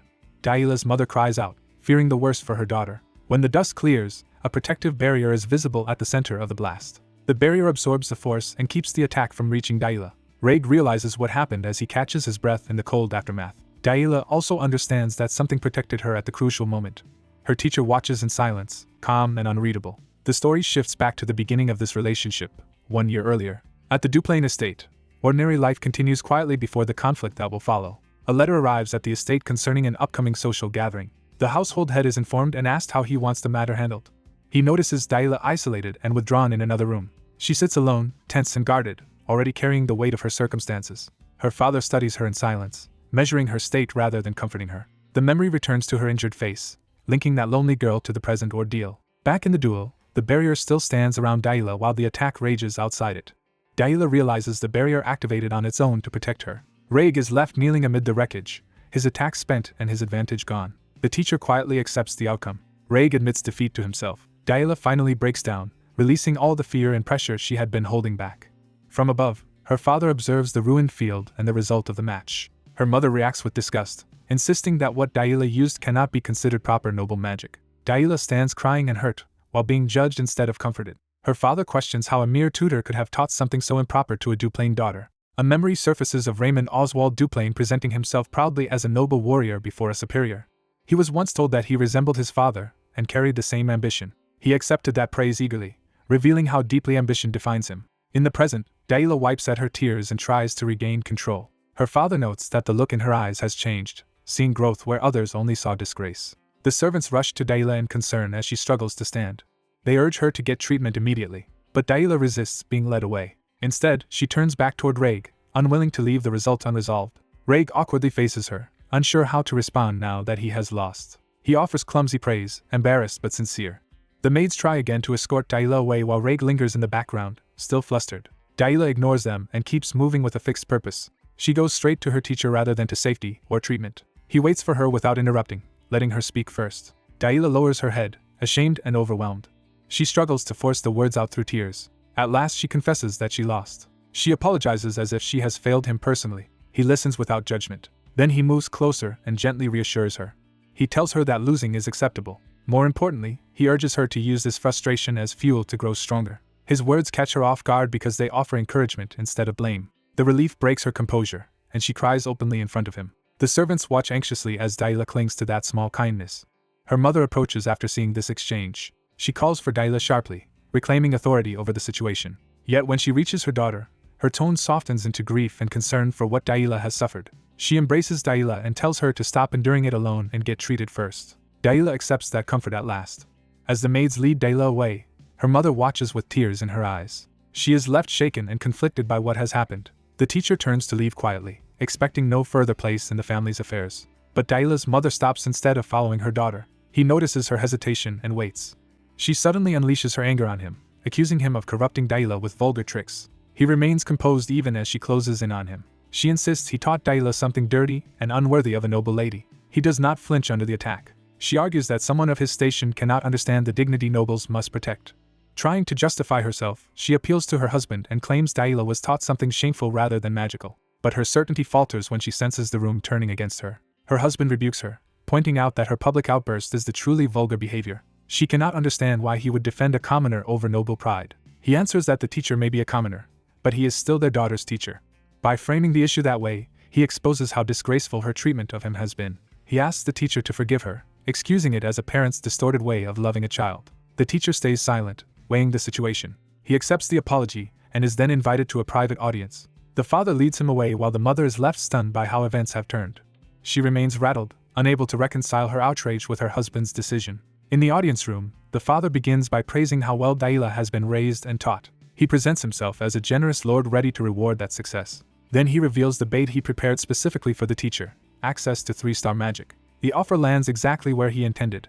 The teacher immediately recognizes the danger of dealing with a 5-star mage and Grand Duke who understands people too well. Even so, he decides that an opportunity like this cannot be ignored. The father acknowledges the teacher's skill but says 1-star instruction alone is not enough for Dayla to survive noble society. The teacher argues that now that Dayla has found the feel for magic, many others could guide her further. The father rejects that idea, saying Dayla does not merely need instruction but a true teacher. He punctuates the point with deliberate calm, keeping the teacher under pressure. Then he names the teacher's hidden ambition outright, saying a commoner like him is not even supposed to dream so high. He makes clear that he knows exactly how insulting noble limits must feel to someone with that hunger. He also shows that he understands the teacher aims beyond 3-star magic, toward far greater heights. That insight makes the father even more dangerous, because he is not merely powerful but perceptive. He concludes that a man with such ambition is already preparing to leave this estate eventually. The teacher admits it, but the father still asks him to remain and teach Dayla a little longer. The teacher keeps hearing the temptation repeated in his mind: the highest realm a commoner is allowed to touch. The father presses the offer once more, forcing a decision. This time the teacher openly accepts, driven by his desire for higher magic. Soon after, a door opens onto a hidden library prepared for him. He is brought into a private archive filled with rare spellbooks. He immediately begins searching through the collection with focused hunger. The books contain advanced magical formulas and diagrams far beyond what he has had access to before. He is momentarily speechless at the scale of what has been placed before him. Then he quietly admits how extraordinary the reward is. He realizes this room is filled entirely with 3-star spellbooks, treasures many mages would never obtain even once in a lifetime. Holding one of them, he understands just how much the Grand Duke is investing in him. That reward gives him more than enough reason to remain at the estate for now. He also worries that another woman in his life, Pelin, would be furious if she learned he had chosen to stay. Time passes under a bright sky, easing the tension after the duel. Recovered and proud, Dayla announces that she is now a 1-star mage. Her teacher dryly confirms that using 1-star magic once disqualify her, at least technically. Dayla is offended that he treats her breakthrough so casually and demands proper recognition. He reminds her that real mastery is difficult, while noting she has recovered well over the last 3 days. He also teases her for how hard she cried after the duel. Embarrassed, she loudly denies it and claims it was only dust in her eyes. She admits she had feared he would be thrown out because of what happened. Instead, he calmly resumes their lessons and tells her she is progressing fast enough to learn the rest of the 1-star spells soon. Dayla immediately latches onto the word fast and demands an explanation. He explains that reaching 1-star magic so soon after her magic manifested is unusually rapid growth. Excited, she starts listing flashy spells she wants to learn next, from magic arrows to wind blades. She even dreams of mastering the ice spear that impressed her so much, but he cuts her off and redirects her training. When he says they will practice magic manifestation instead of more spells, she is baffled and disappointed. He explains that although there are many reasons, the most important thing is always the basics. Reducing it to fundamentals, he says it all comes down to mana, and she reluctantly agrees to follow his lead. Still pouting, she accepts his explanation while grumbling that she got excited for nothing. Her frustration lingers, but she remains attentive. Noticing him staring thoughtfully, she asks why he is looking at her that way. He answers that he is simply surprised to see her obey so readily, ending the scene on a teasing note as their lessons continue. Dayla indignantly insists she has honored Derek's guidance from the very start. Derek quietly challenges that claim by recalling how things truly began. He reminds her that her first response to him was humiliating him with dirty water more than once. Embarrassed, Dayla admits those insults were impossible for him to forget. He goes on to remember her as a reckless girl who laughed at everything and cared only about rushing off to magic practice. Even then, he had already seen her as wild and unruly. The memory gives way to a later night at the ducal estate. After exhausting herself with magic, Yahello lies in the grass trying to catch her breath. Derek approaches and notes that her life is about to become much busier. As he sits beside her, she confirms she has heard the news too. She explains that starting next week she will be forced into etiquette and general education classes on top of magic. Derek treats that as natural progress, but Yahello bitterly asks whether he really thinks she should be happy about it. She lists the endless noble subjects awaiting her, and cannot understand why she must learn any of them, wondering how Aisline endured such a life. Derek answers that this discipline is exactly why Aisline became the celebrated flower of Duplain and a central figure in high society. Yahello confesses she wants only to study magic, and Derek tells her to keep doing so because his position in the house gives them room to maneuver, though she doubts they truly have much time. He asks whether anyone could still force him out now. Yahello warns that while her father has acknowledged Derek, her mother will not quietly accept it. When Derek asks why the madam wants him gone, Yahello guesses her mother fears Derek will pull her away from noble dignity and turn her into a mercenary like him. Derek dismisses that accusation, saying the kind of dignity nobles praise is far removed from what he saw in their sparring. He bluntly concludes that such dignity is nothing special. Then he tells Yahello that silencing her mother is simpler than she thinks if they remove the excuse being used against him. Yahello pauses, trying to understand what he means. Morning comes over the ducal estate. Inside the mansion, Yahello's mother broods while the household goes about its work. She convinces herself that her daughter has fallen under the influence of an indecent teacher and pities Yahello as a victim. In her mind, Derek is nothing but a crude mercenary teaching Yahello the ways of violence. She imagines Yahello barging into noble society in disgrace, dragging that vulgar influence with her. The thought gives her a headache rather than comfort. She reaffirms that regardless of her husband's approval, she still rules the estate and refuses to accept Derek's place in it. Determined, she vows to find some way to drive him out. Before she can act, Yahello appears and greets her warmly as mother. The madam is momentarily disarmed by the affectionate, graceful daughter she once claimed to cherish. For a moment she can only stare in silence. Her confusion deepens as she realizes this behavior is not an act she expected.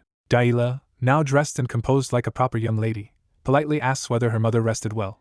The madam is visibly shaken by the sudden refinement. Yahello apologizes for not visiting sooner because she had been recovering in the annex, says she wants to talk more later, and explains she must leave for a piano lesson. Caught off guard, her mother can only stammer out a reply. Yahello adds that she has to go first because her general education schedule is already packed. Still trying to regain control, her mother asks whether etiquette lessons have even begun yet and points out they should not start until next week. Yahello calmly agrees and thanks her mother for arranging them, saying she is looking forward to the lessons. The answer leaves the madam with nothing to oppose except a weak order to hurry along. As Yahello walks away across the courtyard, the servants watch the exchange. A maid drops what she is carrying in surprise at how different Yahello has become. Instead of lashing out, Yahello gently checks whether the maid is hurt and tells her not to overwork herself. The maid can barely believe she is being treated with such kindness. Yahello leaves the courtyard, and the servants continue staring after her. Word soon spreads through the noble district that Rosia Salon has been full of laughter again. At a tea gathering, Aisline is told that she had seemed burdened by worry at the last event. Aisline lightly brushes it off and apologizes for causing concern. She says most of what troubled her has now been resolved and that she feels much better. Elant of House Belmiard admits she had been alarmed by rumors that Aisline left the noble district to save someone. Aisline explains that she had gone personally to find a magic teacher for her younger sister Yahello. That revelation startles the others, who realize Aisline herself searched for this teacher. Denise of House Veltius repeats the surprising point that Yahello is Aisline's younger sister. Aisline confirms it, and says Yahello has become so proper that she was hard to recognize. She proudly adds that Yahello has manifested one-star magic and now carries herself with remarkable composure. The other girls privately wonder why Aisline is openly speaking of a sister the family once kept hidden. Aisline praises the teacher as a man without status but with extraordinary ability, and reveals she found him in person at the Beldon Mercenary Corps. The word mercenary immediately changes the mood. Elant grows tense as the implications sink in. She starts connecting this teacher to Yahello's past notoriety. Elant remembers that Yahello's reputation once drove even her family's cook away from Duplain, making the current praise hard to reconcile. Still, she cannot ignore that this same teacher somehow reformed Yahello and awakened her magic. Her curiosity sharpens into interest. Elant asks Aisline for the teacher's name. She frames it as simple curiosity about a man who is bound to become famous if he is truly Yahello's teacher. Aisline answers without hesitation that his name is Derek. She adds that Derek has even been helping her with etiquette, because such things are difficult to learn alone. Back at the mansion, Yahello's mother forces out praise for Yahello's self-study. Yahello immediately corrects her and says Derek taught her, asking what exactly had been so difficult when she was left to learn alone. Yahello cheerfully admits nearly everything was difficult and says whatever progress she has made is thanks to Derek. Her mother smiles on the surface while inwardly seething at hearing Derek's name yet again. Alone, the madam rages that Derek's influence keeps surfacing no matter what she does. She admits she does not know how he changed Yahello, but becomes more determined to find a way around it. Meanwhile, the servants begin openly remarking that Yahello has become gentle and considerate toward them. Even the gardener notes that her mood has been bright, and that she has changed dramatically in only a few weeks. The head butler is struck by how familiar that refined demeanor feels. The madam hears someone say Yahello now carries true noble dignity, and the comparison only fuels her resentment. Night falls again over the estate. Outside, Derek studies a high-level spell book under the moonlight. He pushes himself hard enough that the strain shows on his face. Blue mana swirls around him as he forces the spell into shape. He steadies his breathing and focus with a practiced trick. His hand continues guiding the mana through a precise pattern. The effort finally throws him off balance, and he drops back to the ground, exhausted. He catches his breath, frustrated but still intent on mastering it. Valerian arrives and apologizes for interrupting what he assumes is training. Derek says it is no problem and asks why Valerian came. The night settles as they prepare for a more personal conversation. Valerian says he wants to talk about Yahello, and Derek agrees to listen. Before getting to the point, Valerian notices Derek is studying from a 3-star spell book and learns the Duke lent it to him. That level of trust surprises Valerian. Derek explains that although the book is beyond him for now, there is value in studying ahead. Valerian recalls his father's judgment that Derek is a true mage, not merely a mercenary. He can only admit how impressive that is. Derek brings the conversation back to Yahello and asks what Valerian wanted to say. Valerian awkwardly admits the matter is complicated and blurts out that he does not even know what girls Yahello's age like. Derek waits for him to explain himself properly. Valerian wonders if a doll embroidered to resemble Yahello might make a good gift. Derek immediately rejects the idea as a terrible one. Valerian laughs off the suggestion, saying he expected that answer and had no real intention of making something so absurd. He tries to end the embarrassment by suggesting they head back inside. The two leave the training spot and walk together across the grounds. As they go, Valerian unexpectedly thanks Derek.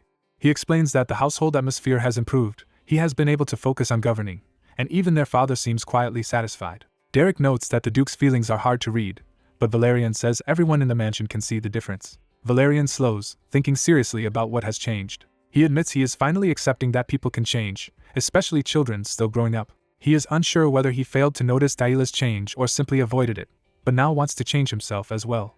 He tells Derek that this shift is thanks to him and offers sincere gratitude. Derek receives the thanks in silence, unable to answer easily. Valerian then mentions that Yahello's magic felt different from ordinary magic and asks whether Derek noticed it too. Derek reflects that only a true genius would notice such a subtle distinction. He confirms that Yahello uses the mana operation of the School of the Wild, a rare style Valerian has at least heard of.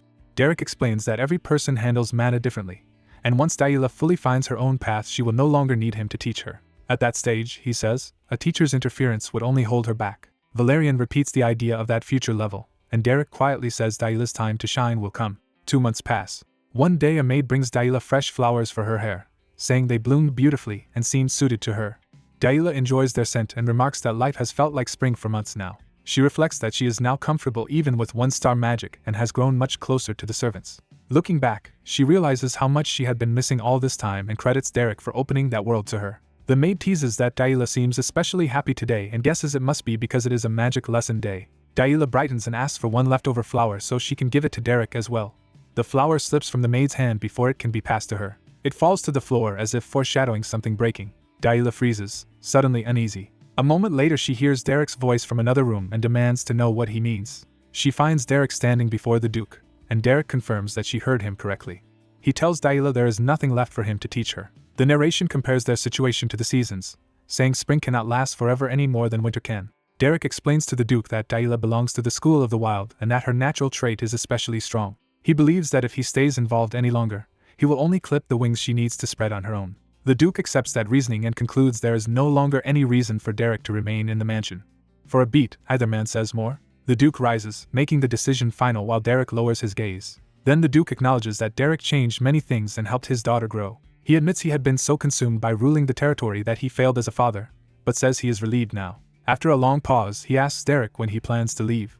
Derek says he has heard Aisline will visit soon and return to Ebelstein, and he intends to depart in her carriage then. The Duke tells him to return the library key, and Derek says he will send back the spell books he is reading and pass the key through the head butler. The Duke cuts him off and orders him to return the key immediately. Derek stiffens at the sudden severity. The Duke ends the audience by saying Derek may go if there is nothing else. Derek hesitates, still holding back what he really feels. The Duke turns away while Derek places a hand to his chest and quietly accepts the dismissal. He leaves the room alone, carrying the weight of the decision with him. In the corridor, Dahlia stops him and accuses him of appearing in her life without warning only to disappear just as suddenly. Derek can only face her and address her formally, unable yet to answer the hurt in her eyes. Derek accepts that he cannot stay, but he still chooses to say a proper farewell to Dahlia. Unable to hide her feelings any longer, Dahlia quietly asks him not to leave. He hesitates for a moment, clearly affected by her plea. Even so, he starts to walk away from the life he has had here. He explains that he is returning to his old path as a mercenary, will keep studying magic, and expects Dahlia to continue growing until her debut in Ebelstein. His words leave her hurt, but she listens instead of stopping him. He softens the parting by promising they can meet again in Ebelstein, and by then he hopes to be strong enough to teach her more. Dahlia calls him infuriating because he always leaves her with nothing to argue against. That night passes under the looming weight of the mansion and their coming separation. Later, Dahlia jolts awake in distress, gasping from a terrible dream. The nightmare drags her back to the cruelty she endured as a child, when everyone around her called her useless and talentless despite her bloodline. The memory reaches its cruelest point with the claim that she should never have been born. The old wound still strikes her with the same shock as if it were happening again. She cries out in her sleep, rejecting those words even now. Alone in her room, she struggles to steady herself after the nightmare. Once she regains her senses, she realizes it was only a dream, though the fear lingers. Her maid rushes in after hearing the scream and fears something is seriously wrong. Dahlia is asked what happened, but she cannot immediately answer. Instead, a dangerous thought begins to form in her mind. She considers faking another outburst and returning to the spoiled, violent behavior she once used to keep Derek near her. But the thought collapses when she admits to herself that Derek would not stay for her that way anymore. The maid keeps checking on her, worried that she is ill. Dahlia stops herself before saying anything reckless. She decides she will not go back to those ugly methods again. So she smiles and reassures the maid, while privately accepting that forcing people to stay will never make her truly valuable. Morning comes, and the day of departure arrives. A carriage is prepared, and Derek is offered a ride into the commercial district on his way out. One of the household women tells him to say his goodbyes quickly because they will be leaving soon. Derek turns toward the people he is about to leave behind. The household gathers to see him off, including Dahlia and the men who have watched over the estate. When asked if he is truly leaving, Derek answers that he must return to where he originally came from. The others acknowledge how hard his time in the mansion must have been and promise help if he ever needs it. Derek thanks them, though he remains emotionally restrained. He falls silent when his gaze settles on Dahlia. Dahlia meets that silence with one of her own, refusing to make this easy. Her stare unsettles him enough that he asks what she means by it. She makes it clear she is not going to beg him to stay and insists he should not mistake her for a child anymore. Derek answers with sincerity, saying it was an honor to teach her and that he hopes she will remember the magic they learned together. She immediately rejects his modesty and declares that she will probably call him her teacher no matter what trouble that causes him. For once, Derek has no ready response to her bold affection and trust. Dahlia waits, vulnerable beneath her pride. What finally comes out is a clumsy warning for him to stay safe and not throw himself into needless danger, while he asks her not to overwork herself either. She doubles down on her claim that she is already grown and can take care of herself now. Her words trigger a memory in Derek. He remembers his own younger self insisting the same thing, trying to survive by pretending he needed no one. That memory carries the warmth of someone who once held him close. He recalls being told by a woman named Perik to truly take those words to heart. The memory leaves him quiet and reflective. Back in the present, he addresses Dahlia with unusual gentleness. He tells her she does not need to force herself to become an adult so quickly. That kindness finally breaks through her composure, and tears begin to gather. As he turns away to leave, she raises a trembling hand after him. She calls his name one last time, making him stop. This time she chooses hope over restraint, and tells him they will meet again. He answers her from a distance, accepting that promise as he continues on. He says they should meet again in Ebelstein, and through tears Dahlia agrees. The farewell ends beneath an open sky that feels both bright and painfully empty. Derek returns to Ebelstein's commercial district, back to the rough world he came from. The familiar streets and doors of his old life come back into view. Inside, the place is as violent and lawless as ever, with a man being beaten on the floor. The crowd eggs the attackers on, treating brutality as entertainment. The victim is struck again, while no one intervenes. A blonde young woman notices Derek's arrival and calls out to him at once. Derek answers that he has finally come home. He has returned to the tavern called Beldenstyr, the base of his old companions.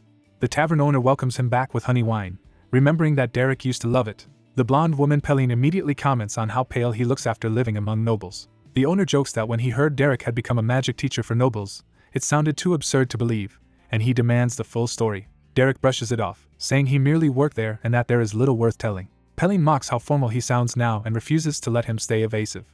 The owner cuts her off, but she vents that she had to struggle through everything alone while Derek was gone. The owner turns practical and asks whether Derek at least earned good money from the nobles. Derek answers that what he received there mattered more than money. To explain himself, he places a valuable spell book on the table. The others are stunned and immediately recognize it as something extraordinarily rare.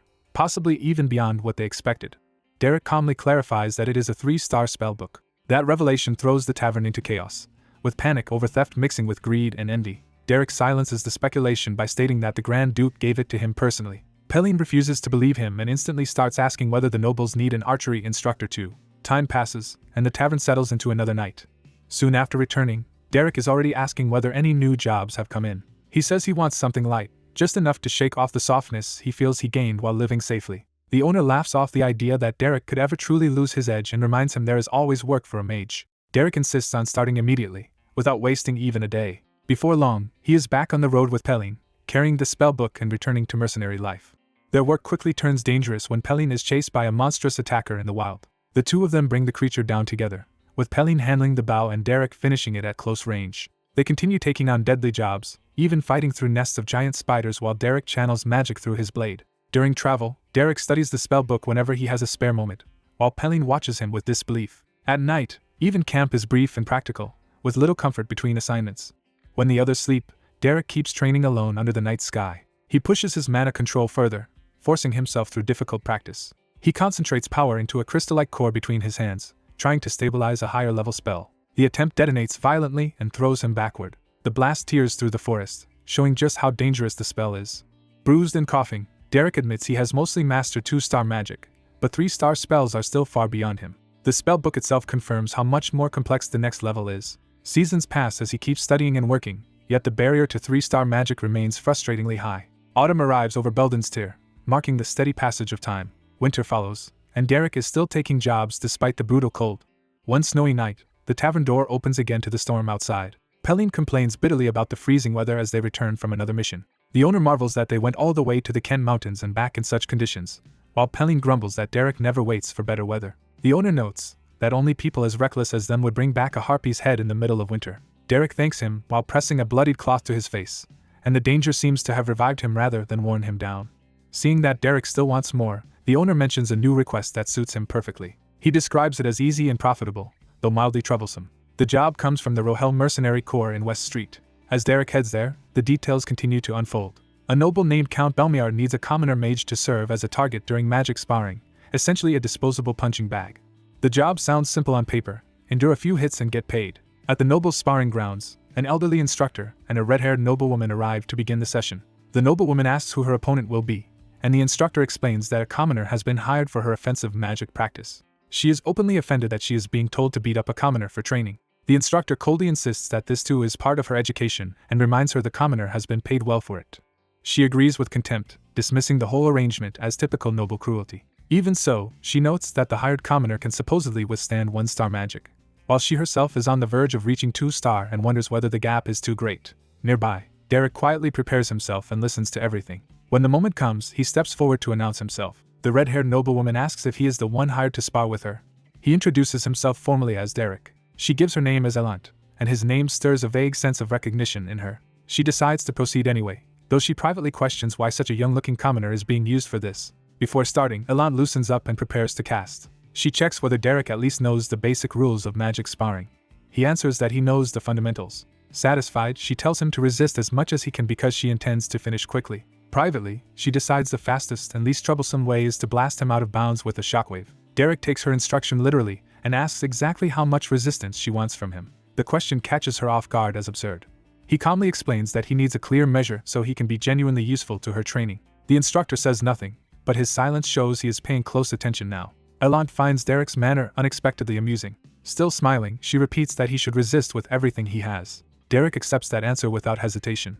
He gathers blue mana around his hand and prepares to answer her seriously. Both of them enter a real combat stance, and the sparring instantly stops, looking one-sided. Elant begins casting while thinking that Derek is impressive for a commoner who mastered 1-star magic so young, yet she still believes nobles and commoners stand on opposite sides of an unbridgeable divide. Determined to prove that superiority, she unleashes a stronger spell to force that difference on him. Her attack erupts upward in a massive column of power, far beyond the casual push she first intended. Derek watches it without flinching. He lets the blast pass by him with minimal movement, treating it as something he can read rather than fear. The attack detonates harmlessly behind him, proving that her opening move never truly touched him. Elant is left staring in disbelief at what just happened. Derek simply asks what her next attack will be. His composure infuriates her, but it also forces her to admit he had every reason to be confident. Refusing to accept that a commoner could stand on equal footing, she escalates to a far more serious spell meant to overwhelm him completely. Magic spears rise all around the arena as she prepares a barrage from every direction. The summoned lances close in on her command, turning the spar into a genuine attempt to crush him. Convinced this final strike will end the match, Elant sends the full storm of spears down on Derek. The white-haired boy calmly redirects a stream of blue magic instead of meeting it head-on. Elant is caught off guard when she realizes her attack is being handled far too easily. His simple spell bends through the air with such precision that it shatters and slips past incoming projectiles. The redirected force races around Elant and strikes the arena floor near her, forcing her to reassess him. She realizes he is using an elementary spell with absurdly refined control, which is far more alarming than raw power. An observing elder admits that, for a commoner, the boy's magical skill is exceptional and his mercenary background was no bluff. Elant accepts that she underestimated him and decides to stop holding back. She shifts from testing him to launching a serious attack meant to devastate the entire arena if necessary. The boy immediately reads her new intent, noting that she is no longer aiming at him alone but at the battlefield itself, and he respects her adaptability. Elant begins summoning a large number of blazing spears with rapid, practiced precision. She fills the sky above the arena with burning weapons, turning the duel into an unavoidable bombardment. The boy looks up and understands that the attack is too wide to evade normally. He concludes that dodging is impossible, and that he must survive it another way. He drops low and throws up a blue barrier around himself at the last possible moment. The rain of fire crashes down around him, blasting the arena while his shield absorbs the worst of it. Elant watches the explosions spread, expecting the barrage to finish the exchange. Smoke and dust swallow the arena, briefly hiding the outcome. Inside the haze, the boy remains composed and keeps his magic ready. Then he notices an opening and decides to counterattack. Elant suddenly dives in through the aftermath, trying to seize the initiative at close range. He recognizes her move as a point-blank ice spear that leaves no time to dodge or raise another barrier. Even while cornered, he is forced to admit that her talent for instant combat decisions is extraordinary. At the critical instant, he unleashes a blinding flash that disrupts the clash. The sudden light burns Elant's vision and ruins her carefully timed attack. Disoriented, she is thrown back and loses control of the exchange. Half-blind, she panics because she cannot find him anywhere. She tries to steady herself by relying on sound instead of sight, hoping to react once she locates him. A silent blue blade slips past her without warning, proving that even her hearing cannot track him. Elant realizes something moved by her, but hears nothing at all, and begins to understand the trick. Through her blurred vision, she finally spots him standing at a distance with several floating blades under his control. He guides one of those blades in a sweeping arc while keeping his own movements deceptively casual. Another silent strike flashes past Elant before she can react properly. She identifies his technique as a delusion-type spell that erases sound and realizes he even predicted she would rely on hearing. That makes her understand his earlier missed attack was never a mistake but part of a setup. Her irritation flares when she realizes he had been going easy on her at first. He continues controlling multiple silent blades, pressing her from different angles. Elant tries to block, but she knows she has almost no chance of fully stopping attacks she cannot sense. A new threat reaches her before she can finish defending, and she is jolted by how completely he controls the pace now. The boy closes the distance, forcing her into a range where her confusion becomes even more dangerous. Elant refuses to yield and reminds herself that rapid spell manifestation is her specialty. She focuses on beating him in speed, deciding she must cast the instant his hand moves. Her plan becomes simple: manifest first and end the fight before he can finish another trick. She commits to that gamble by launching herself forward. Both fighters spring into motion at once, turning the duel into a contest of split-second reactions. Elant is briefly confused when his movement does not match the attack she expected. Instead of casting from his hand, he releases purple magic through the ground with his foot. Elant is stunned to realize he can manifest magic from his toes, bypassing the timing she was watching for. The ground-born strike slams into her guard and shocks her body with violent force. From the sidelines, the elder sees her thrown back and recognizes that the boy's style is far harder to read than orthodox magic. He judges the boy to be a wild, unconventional fighter whose flow defies the regulated methods nobles are trained to expect. Breathing hard on the floor, Elant can only stare at him in disbelief. Then, instead of resenting him, she openly admits that he is genuinely fascinating. The boy remains quiet and guarded, unsure how to answer that sudden praise. Elant confesses that she had looked down on him and dismissed him as an empty braggart. She rises and faces him directly now that her arrogance has been stripped away. With surprising honesty, she says the fight taught her something important. She thanks him sincerely for that lesson. Even as the last traces of battle magic fade, the tension between them changes from hostility to mutual recognition. The boy studies her carefully, still uncertain whether to trust the sudden shift. Elant steadies herself while the arena settles and the duel effectively ends. Her final defensive burst collapses, confirming that she has lost the exchange. The boy lands above her with the advantage, ready to finish if necessary. His expression stays cold and controlled, showing no triumphal gloating. Elant looks up at him in shock, fully aware that the result is decided. Before anything harsher can happen, The elder rings the bell to stop the match. The official end of the duel spares Elant from further humiliation. She regains her footing as the arena returns to normal. The boy bows politely and thanks her for the match, treating her with formal respect despite winning. Elant is left speechless for a moment by how composed he remains. Later, after the duel, he visits her while she recovers under a pavilion with a maid attending her. Elant praises him as a splendid mage, but he immediately redirects the compliment back to her astonishing reflexes. She takes his humility as proof that he has survived this world through relentless effort, especially as a commoner. He answers simply that he has had to survive as a mercenary. Elant says she likes hardworking people, then warns him that the old magic teacher nearby will probably dislike him. That warning makes him glance toward the elder with fresh caution. Elant adds that their duel taught her a great deal and may help her perform better in the next sparring event. He tells her that with her skills she has little to fear there. She dismisses lesser rivals and reveals that the only person she truly wants to defeat is someone far above them. Her thoughts turn to Aisline Eleanor Duplain, the noble prodigy she measures herself against. At last she names her target outright, Aisline Eleanor Duplain. The name catches the boy's attention immediately. Elant ends the conversation for the moment, and sends him away after talking too long. He leaves, but she keeps thinking about him instead of letting the matter rest. As she lifts her tea, she recalls his full identity as Derek of the Beldon Mercenary Corps. The name feels familiar to her, as if it connects to something she has heard before.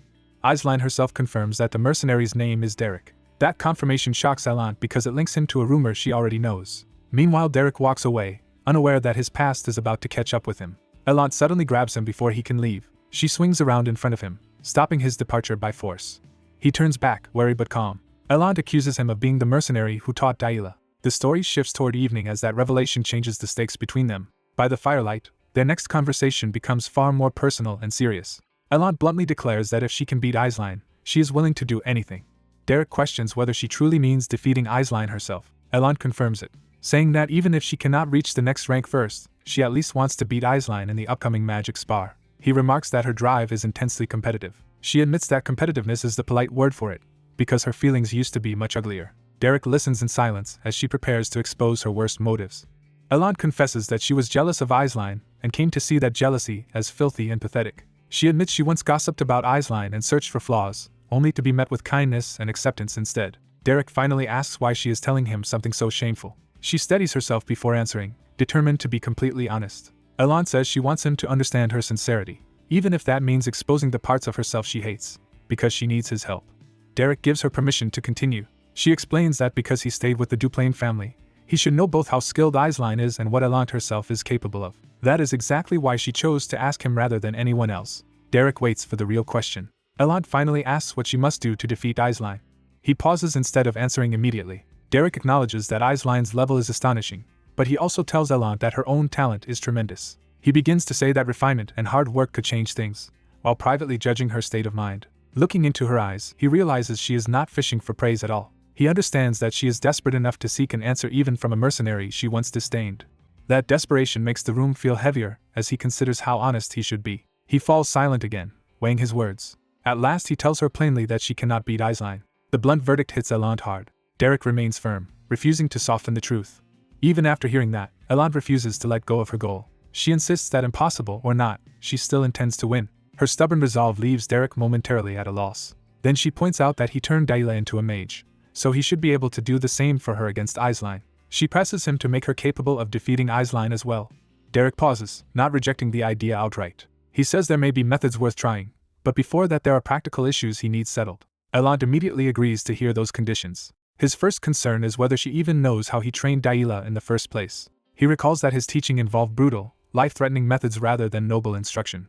The memory makes clear that his training was closer to battlefield survival than education. He remembers forcing Daila to face deadly pressure so that instinct and power would awaken together. Elant admits she does not know the details, but says she is willing to do anything if it will let her win. Derek moves to his second concern and reminds her that he is a mercenary. Elant assumes he means the social disgrace of a noble woman learning from someone of his station and dismisses that as unimportant. She insists she is serious, and says she intends to become someone whose name will echo across the empire. To her, failing to dominate even her current social circle would make that dream absurd. When Derek seems to question her motives, she fiercely defends her sincerity, and says she knows there are things more important than pride. He lets her outburst pass without reacting emotionally. Then he clarifies that being a mercenary simply means he expects payment.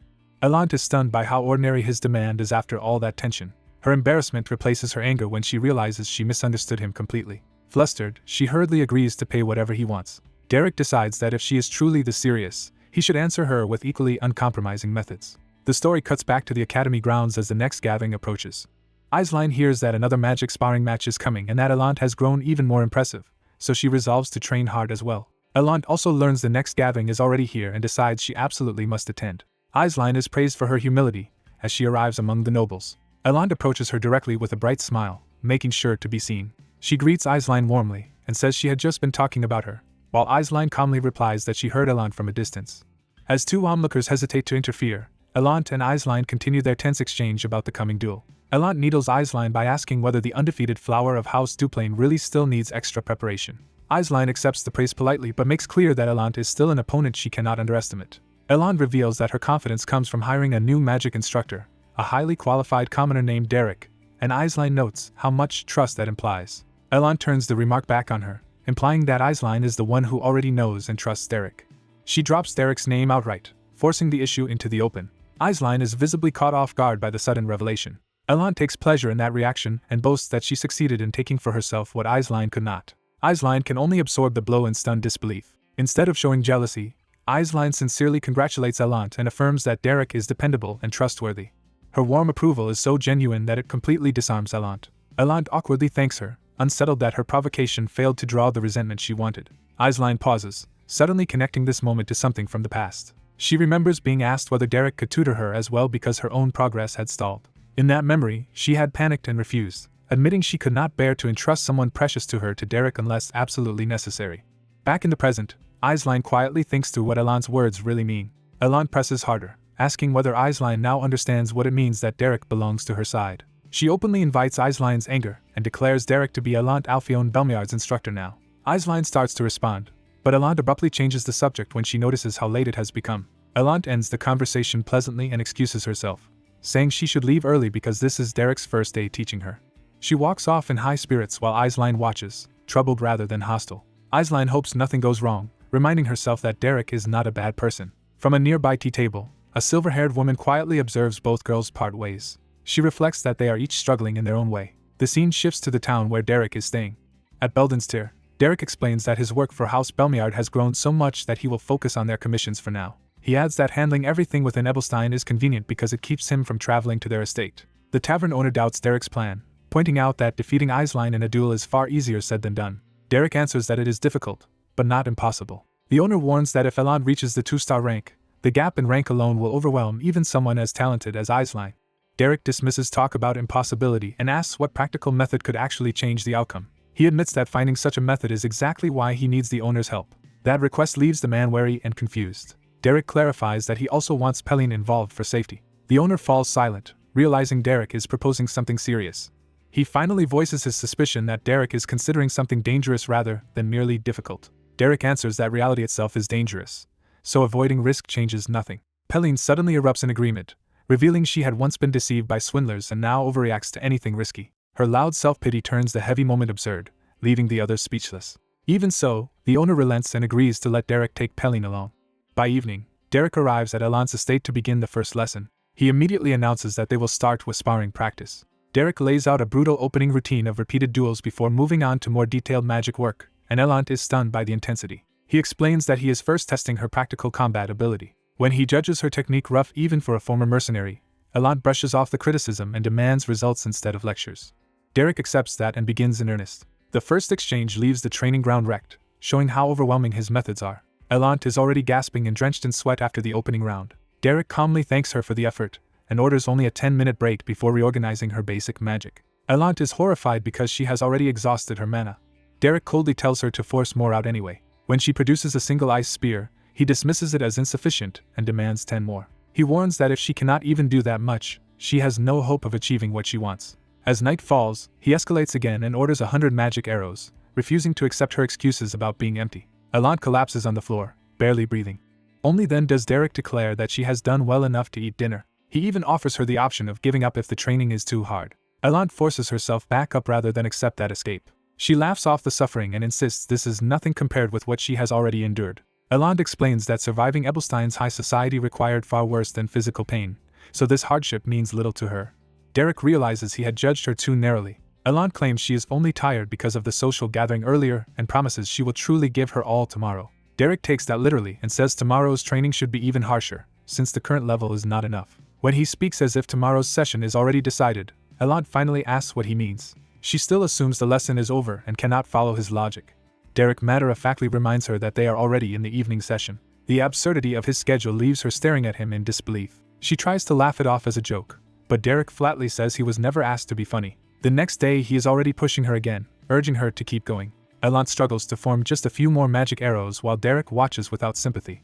He insists there is still mana left in her body and raises the target again, which makes her protest in despair. When she can no longer run, Derek simply switches her to manifestation drills, and she drags herself onward rather than refuse. Eventually she can do nothing but collapse into a chair, panting. During a brief rest, she admits to Derek that this suffering is strangely enjoyable. He repeats that if it truly feels impossible, she can still quit.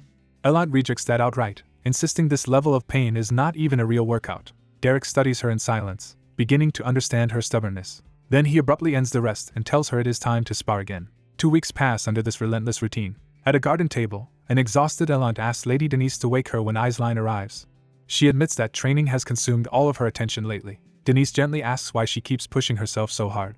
Elant hesitates before answering. At last she gives the simplest truth: she wants to win. Denise is struck by how absolute that answer is. She quietly encourages Elant to endure and promises to cheer for her. That unexpected support leaves Denise herself momentarily surprised. She notices Aisline approaching with other young women from the salon. Denise wakes Elant and tells her that Aisline has arrived. Aisline appears calm and composed as ever. Panicked, Elant hides her face so Aisline will not see the wreck training has made of her. While Elant hides, Aisline is casually invited away by other girls to visit a new clothing store and agrees to go. Elant peeks up in confusion, trying to understand what just happened. When she asks if Aisline already left, Denise confirms that she did. Relieved, Elant worries more about having looked disgraceful than about missing the meeting itself. Aisline, meanwhile, notices from afar that Elant seems unusually worn out. She quietly wonders whether Elant is actually alright. That night, the estate remains lit as Elant continues her harsh routine. Later, while being attended by a maid, Elant is told that House Duplain has sent her a gift. The gift box contains expensive mana-restoring items and a letter. The maid explains that the package appears to be from Aisline and is filled with things meant to help Elant recover her mana. Before the maid can praise the quality of the gift, Elant orders everything thrown away. She repeats the command and refuses even to look at the items. Turning back to preparation, she asks whether Derek has arrived, and learns that he came at dawn to get ready for her lesson. Aisline's letter is revealed to be a warm seasonal greeting sent to the young ladies of Rosia's salon. She writes kindly, asking how everyone is enduring the cold winter. She also shares that her territory has produced many fine goods and that she wanted to send them to the others. The letter closes with a wish for their peaceful day, showing simple generosity rather than condescension. That kindness only deepens Elant's turmoil. Elsewhere, Derek waits alone in the garden with a book before training begins. He senses Elant's approach and turns serious. Elant arrives early and refuses small talk, demanding to get straight to the point. She asks Derek for his honest assessment after weeks of training. Elant insists he stop evading and tell her plainly what he thinks of her now. Derek pauses, choosing his words carefully. He says that giving up can also be a valid strategy. Elant goes silent for a beat, stunned by the answer. Then she lashes out, asking why he keeps insulting her like this. Derek apologizes if it sounded offensive, but he does not retract the point. Elant explodes, demanding to know how Aisline can possibly be beaten if surrender is all he can offer. She reminds him that she hired him to find a way to win, not to tell her to quit. Derek turns away, letting her anger spill out. Elant says that if he is only going to speak nonsense, he should leave because otherwise he is wasting her time. But even in fury, she cannot stop asking what she is supposed to do if victory is impossible. Derek answers that obsession with victory can itself block growth, and that defeat sometimes must be accepted. Elant rejects that completely, saying accepting defeat would make her unbearably pathetic. Derek sees that her desperation runs deeper than pride. Elant breaks down and confesses that she is nothing like the admired figure people imagine, only a petty person who gossiped about Aisline. She admits that jealousy and pettiness were always part of her. Then she goes further, accepting all of her weakness and openly calling herself lacking and pathetic. Even after saying it, she trembles under the weight of that confession. Elant says she already knows there is no reason to hate Aisline, yet the feeling still remains inside her. She finally names the real enemy as a petty inferiority complex that will not disappear. Derek recognizes this for what it is, not simple rivalry, but self-hatred so deep that Elant exposed even her shame to prove how serious she is. He realizes that her true question was never merely how to beat Aisline, but how to escape despising herself. What first looked like ordinary jealousy is revealed as something much darker. The person Elant has hated most all along is herself. Her obsession with defeating Aisline is really the only path she can imagine toward escaping that self-loathing. She stands there crying, unable to hide the pain anymore. In response, Derek offers a simple answer instead of another lecture: they will win. He promises that he will make sure Elant defeats Eislein. Elant steadies herself and accepts that promise. Soon after, an elderly man travels by carriage across the countryside toward Belmiard territory. The carriage rushes onward with urgency. When it stops, the old traveler announces that he has arrived. He looks up with the familiarity of someone returning home. The destination is revealed to be Belmiard Mansion. Count Belmiard welcomes the traveler, Velmer, back from Ebelstein. The Count introduces himself as Tristan and El Belmiard and receives the old man warmly. He immediately asks after his treasured daughter Elant, and Velmer reports that she has recently been devoting herself even more intensely to magic training.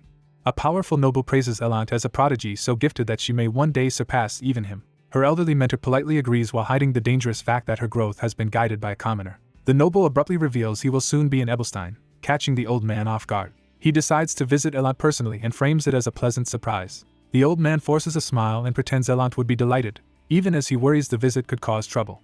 That night, the story shifts to a low-rank labyrinth outside Ebelstein. At the entrance, the group hesitates over the plan. Elant's companions question whether bringing a noble girl into a labyrinth is wise, but trust that Derek has a reason. Elant is stunned to learn she is expected to enter herself, though Derek assures her the labyrinth should be manageable. She anxiously asks what she is supposed to do inside and whether going in unprepared is truly acceptable. Derek tells her real combat is necessary to sharpen her instincts and promises the others will stay nearby as backup. When she protests that her formal sparring match is only days away, Derek makes clear there is no better shortcut. His companions back him, insisting this harsh method is the fastest way to improve under time pressure. Elant can only stare, overwhelmed by what she has agreed to. They enter the labyrinth together and move deeper into its corridors. The oppressive atmosphere immediately unsettles Elant. Derek warns her to stay alert because even a low-rank labyrinth can still kill the careless. His seriousness makes her unease deepen. The archer quietly listens ahead, already reading the danger around them. She reports goblins in front, and Derek confirms he had already heard them approaching. A second warning follows from behind. Something much larger, likely an ogre, is closing in. Instead of retreating, Derek casually asks the swordsman if he can handle the ogre for extra pay. Derek agrees to settle the price later, treating the threat as routine. He turns his attention upward as more enemies gather in the dark. For Elant, the reality finally lands that these are not training props but monsters that can truly kill her. The goblins charge with murderous intent. Derek launches himself into them before they can reach the group. Elant freezes in shock at the sudden violence. Derek orders Pelin to provide covering fire while he cuts into the pack. He dives straight into the swarm, drawing their attention away from Elant. Pelin reacts instantly and takes position to support him. Her arrow drops one goblin before it can strike. Derek follows through without hesitation, fully in control of the melee. He carves through another attacker in a single motion. At the same time, he unleashes fire to keep the rest from surrounding him. Pelin continues firing with calm precision. Derek's blade tears through another goblin as the corridor fills with blood and panic. More goblins fall under Pelin's arrows before they can close the distance. Watching the slaughter, Elant can barely breathe. The sight of real death strips away the last of her sheltered confidence. Behind her, the swordsman meets the ogre head-on and keeps it occupied. Even in battle, he jokes about how much this extra danger is worth. The ogre answers with brute force, turning the fight into a contest of raw strength. The swordsman counters with a heavy slash that bites into the monster. He follows with a crushing blow that staggers it badly. Elsewhere, another goblin burns as Derek's magic and steel keep thinning the pack. A final thrust finishes yet another goblin at close range. Elant finally understands that the monsters are genuinely trying to kill her, not test her. That realization spirals into terror, as she sees her own death as a real possibility for the first time. Then Derek's warning cuts through her panic and forces her attention back to the fight. He tells her a monster is coming straight for her and demands that she focus. A goblin breaks through the chaos and rushes her while she is still turned away. Paralyzed by fear, she can think of nothing except that she is about to die. Derek shouts the only instruction that matters. If she wants to live, she must kill. His words strike deeper than the danger itself and force her to confront the person she has been. In that instant she admits to herself how ignorant, arrogant, and foolish she has been. Even as the goblin closes in, she stops running from that truth. She recognizes that her inferiority and resentment have ruled her for too long. Facing death, she finally sees the ugly self she came here to destroy. She accepts that she built nothing herself, and only envied those who had. She admits she spent her life tearing others down instead of growing stronger. At the last moment, Derek's magic reaches her like a hand pulling her back into the fight. That intervention gives her the opening to move instead of freeze. She decides that the self she hates is the one that must die here, not her body. Derek watches without panic, trusting her to act. His spell launches the goblin away from her path, and buys her a heartbeat to recover. The swordsman notices the shift in her and waits to see what she will do next. Pelin also falls silent, recognizing the moment. Elant finally strikes back and knocks the goblin away instead of collapsing before it. Breathing hard, she steadies herself as fear gives way to resolve. For the first time, determination shows on her face. She looks across the bloodied corridor at Derek, who stands among the dead monsters like a test she has begun to pass. In her heart, she realizes she has finally taken a step forward. She rejects the idea that nothing changed and claims that first step as real progress. The night outside remains still while that change settles inside her. Later, Derek sits in the labyrinth reading a letter addressed to him. The letter opens with an apology for reaching out after more than 2 years away from Ebelstein. Its writer explains she is now teaching magic to the young lady of Elvester County, and has been overwhelmed by the girl's eagerness to learn. She fondly recalls the difficult but freer days when she traveled Ebelstein while teaching Derek. She tells him that of all the mages she has known, he was the most talented. She wonders how far his magic has advanced by now. She asks that when they meet again, he show her the magic he has reached. The letter is signed by his former teacher, Katia Flameheart. Derek quietly finishes reading, the words lingering with him. Elant, now used to these labyrinth visits, notes that 2 weeks have already passed and finally asks what he has been reading. He tells her simply that it is a letter from his teacher. Elant jokes that anyone capable of teaching someone as difficult as him must be extraordinary. Her teasing makes him pause rather than snap back. He answers with unusual sincerity that his teacher truly was exceptional. Elant is caught off guard by the softness in his response. Derek admits he had been about to provoke her again, then decides against it. With the duel only 2 days away, he asks how she feels now. Elant struggles to name it, but she knows something in her has changed. She gathers herself before answering. At last she says with conviction that she will win. The day of the match arrives at the Noble District's magic sparring arena. Among the gathered nobles, Aisline chats pleasantly with the girls around her. She notices Derek's presence, and is immediately drawn to him. Derek passes through the crowd without seeking attention. Aisline excuses herself from her companions to approach him. She calls out to him before he can leave. Aisline warmly greets Derek, and he responds with formal distance. She mentions hearing that he has been helping Elant with her magic. He confirms that he is currently working with Elant's side. An awkward silence follows as old familiarity clashes with present loyalties. Aisline smiles and remarks that he has not changed, then lightly asks whether he has been too hard on Elant. Derek answers by noting that Aisline seems worried about her opponent, and that concern itself reveals confidence. She is startled that he reads her so clearly. He warns her not to underestimate anyone, no matter who stands across from her. His seriousness leaves her unsettled. The arena brightens as the match is about to begin. In the stands, the nobles casually predict Aisline's victory unless Elant can somehow use second star magic. They also gossip that Elant looks worn down and diminished, treating her as a pitiful underdog. Aisline rises to take the field. The crowd admires her beauty as much as her status. She enters with graceful confidence, fully aware of the attention on her. Her measured steps carry her toward the center of the arena. Elsewhere, Elant repeats to herself that she will win until it becomes a vow. She walks out with her focus fixed ahead, shutting out the crowd. By the time she reaches the arena, that vow has hardened into absolute certainty. Derek watches her from the side, arms folded, saying nothing. Elant steps into position opposite Aisline. Aisline greets her politely, and hopes she has been well. Elant returns the courtesy and praises Aisline's composure as something she once admired. Then she rejects that old admiration outright. Aisline confesses that, despite her calm appearance, she has never been this nervous before a duel. Elant answers by inviting her to begin. Aisline's expression hardens as she accepts the challenge. Elant immediately summons blazing fire, revealing a far more aggressive presence than before. Aisline responds with cool blue magic, preparing to meet force with force. The duel opens with both women unleashing large-scale spells instead of probing cautiously. Elant escalates first, chanting and calling down a storm of flaming projectiles. Aisline looks up in shock at the sheer scale of the attack. Dozens of burning spears form overhead and begin to fall. The arena is engulfed by Elant's overwhelming barrage, forcing everyone to recognize that this is no ordinary opening move. Elant stands at the center of the inferno, no longer hesitant or apologetic. The memory of the labyrinth returns, with her still trembling among the corpses after surviving real combat. In that memory, Derek bluntly tells her she cannot win if the duel remains a pure contest of refined magical skill. When she asks what can overcome that gap, he gives a single answer: willpower. He reminds her that he trained her to squeeze every last fragment of mana from herself, not for cruelty but for this exact kind of fight. He explains that once both sides exhaust their mana, victory belongs to the one with the stronger will rather than the cleaner technique. So his strategy is simple and brutal: spend mana extravagantly, make the battle grand, and drag Aisline into attrition. When Elant worries that Aisline's natural mana reserves may simply be greater, Derek answers without comfort that in that case she will lose. He forces her to face the truth that birth decides mana, and noble blood gives Aisline an advantage she cannot erase. He names that reality directly by reminding her that Aisline carries the blood of Belmiard. Elant absorbs that unfair truth without looking away. Derek's final instruction is not about talent at all, but about believing in herself enough to keep going past her limit. Back in the present, Aisline stares up at the descending flames and wonders if this is the strength Elant has gained. Elant raises her hand and commits fully to the attack, determined to force the duel onto the battlefield Derek described. A rain of fire crashes down over the arena as Elant begins the war of attrition on her own terms. A rain of flaming arrows descends as the duel reaches a dangerous turning point. Even so, Elant refuses to yield and gathers her mana for a counter. She raises a powerful water barrier and withstands the bombardment head-on. Elant steels herself with the conviction that she will be the one to win. Across from her, Eislein remains equally determined and presses the attack.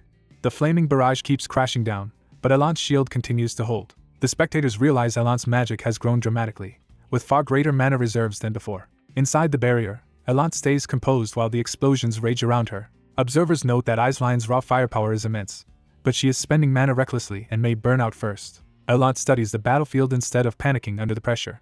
Through the smoke, she finally locates Eislein's true position. Seeing an opening, Elant decides it is her turn to strike back. She launches an ice spear at close range with sudden precision. The attack races toward Eislein before she can fully react. Eislein narrowly avoids a direct hit as the spear tears past her. Elant is startled when the hit she expected fails to land. She realizes Eislein used illusion magic as well, despite the enormous mana cost of moving such convincing decoys.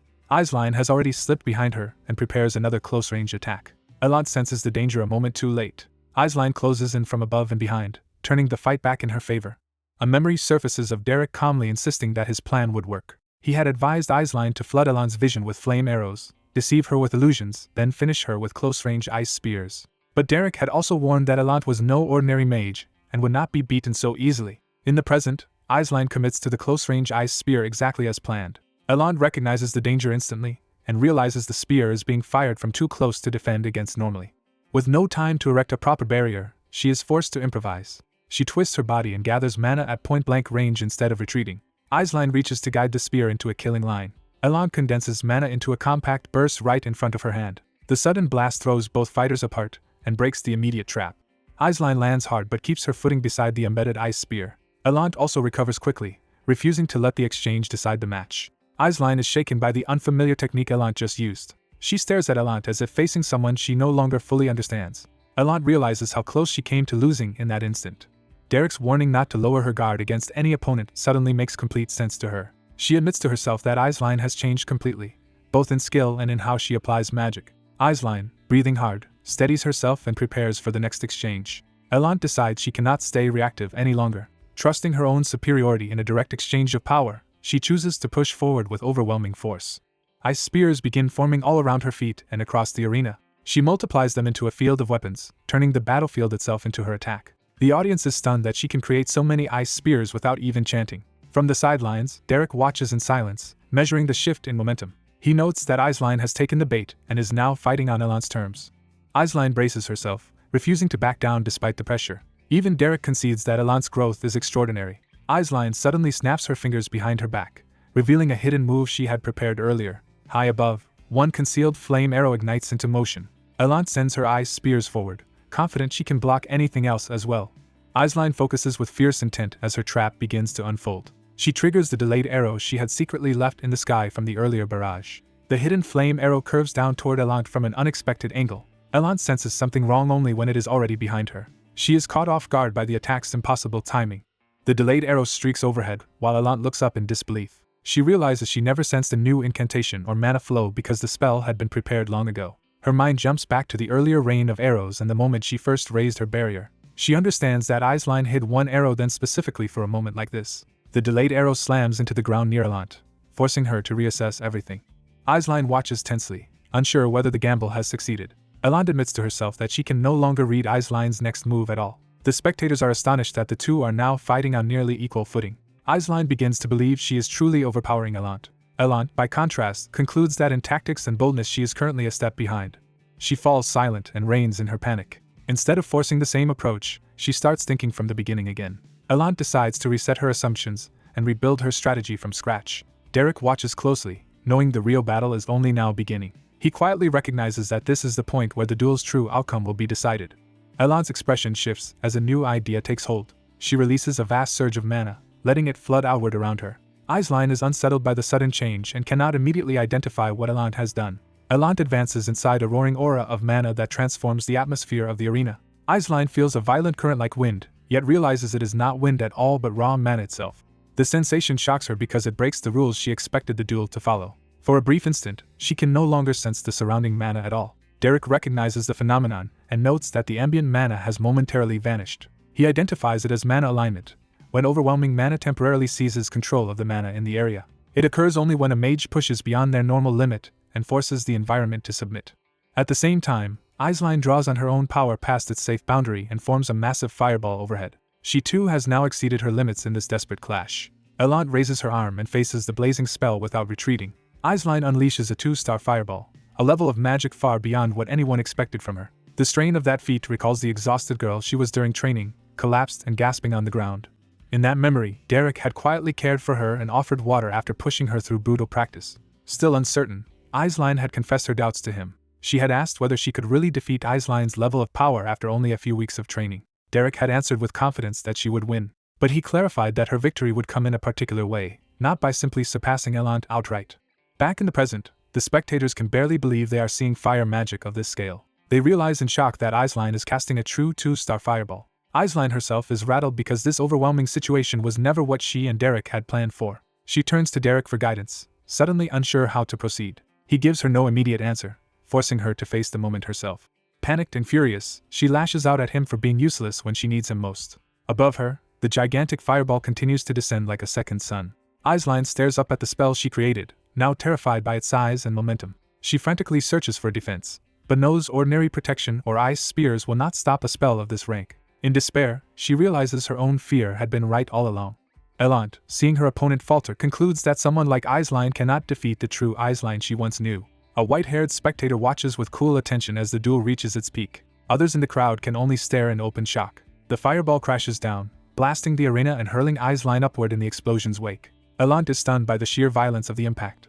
The arena erupts in a massive explosion that swallows the battlefield.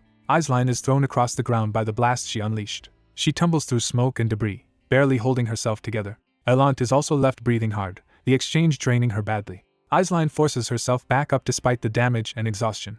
Elant is shocked that Eisline survived and even avoided the worst of her own spell. Derek realizes Eisline instinctively copied the same evasive method he had used before, despite seeing it only once. Elant recognizes that Eisline's weakness is still her lack of experience, not her talent. She understands that a 2-star spell in unpracticed hands is as dangerous to its caster as to the enemy, devouring mana without mercy. Even so, Elant clenches herself for one final effort.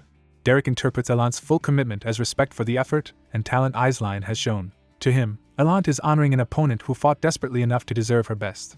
Eisline steadies herself again, refusing to collapse before the duel is decided. She finally understands Derek's thinking. If she can endure Elant's final push, she still has a path to victory. Elant raises another fireball, determined to finish the match with her own hands.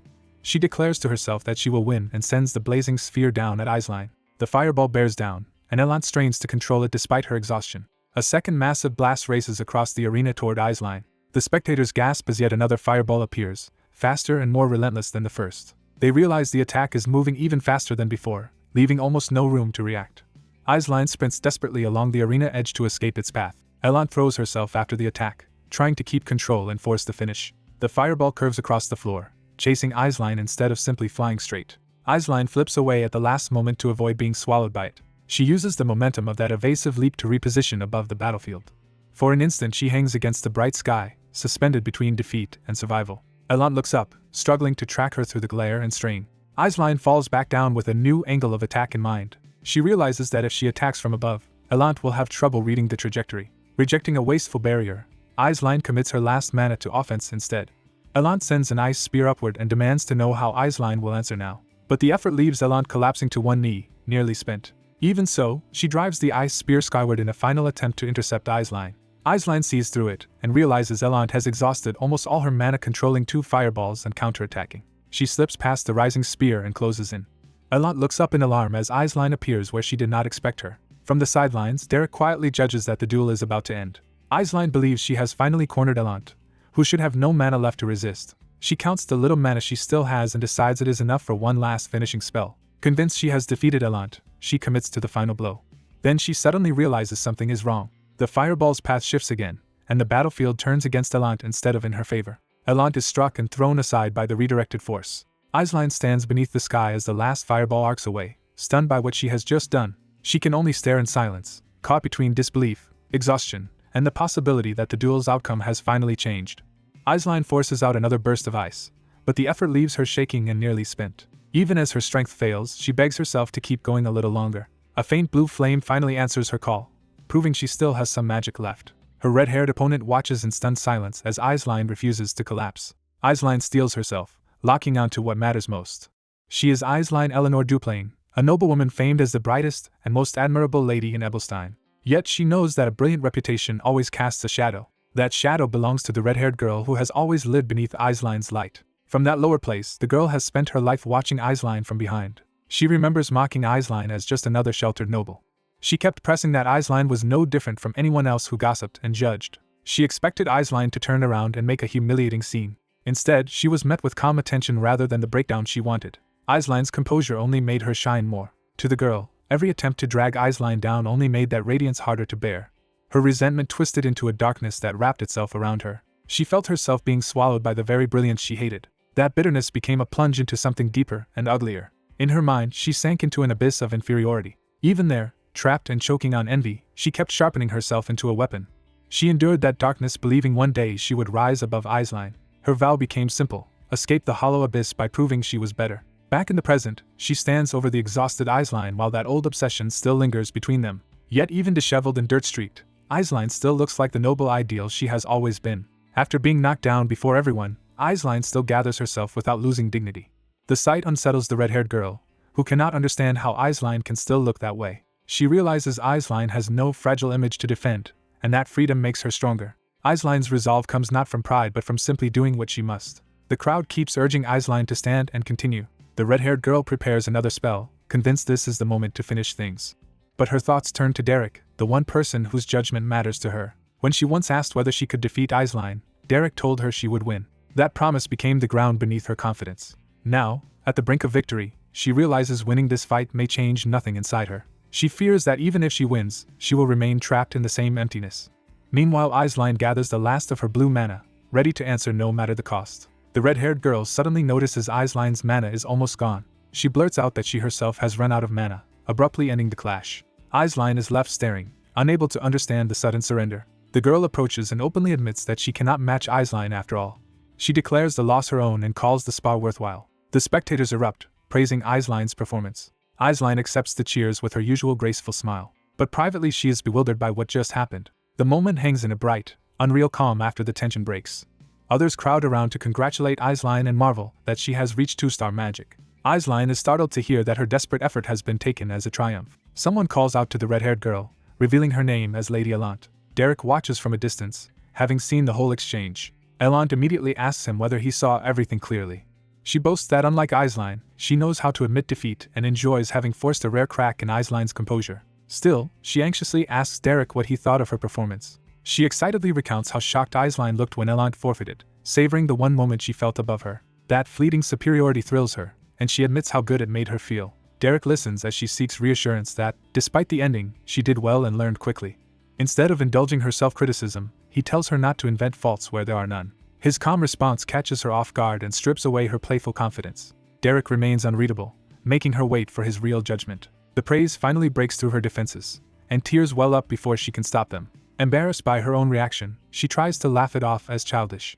Derek tells her plainly that she was excellent and that she did well. With no more teasing left in her, Elant can only hide her face and cry. She confesses that she truly wanted to win. But at the moment she could have ended the fight, she saw that victory would still leave her trapped where she had always been. In her mind, that meant sinking back into the same miserable abyss of inferiority.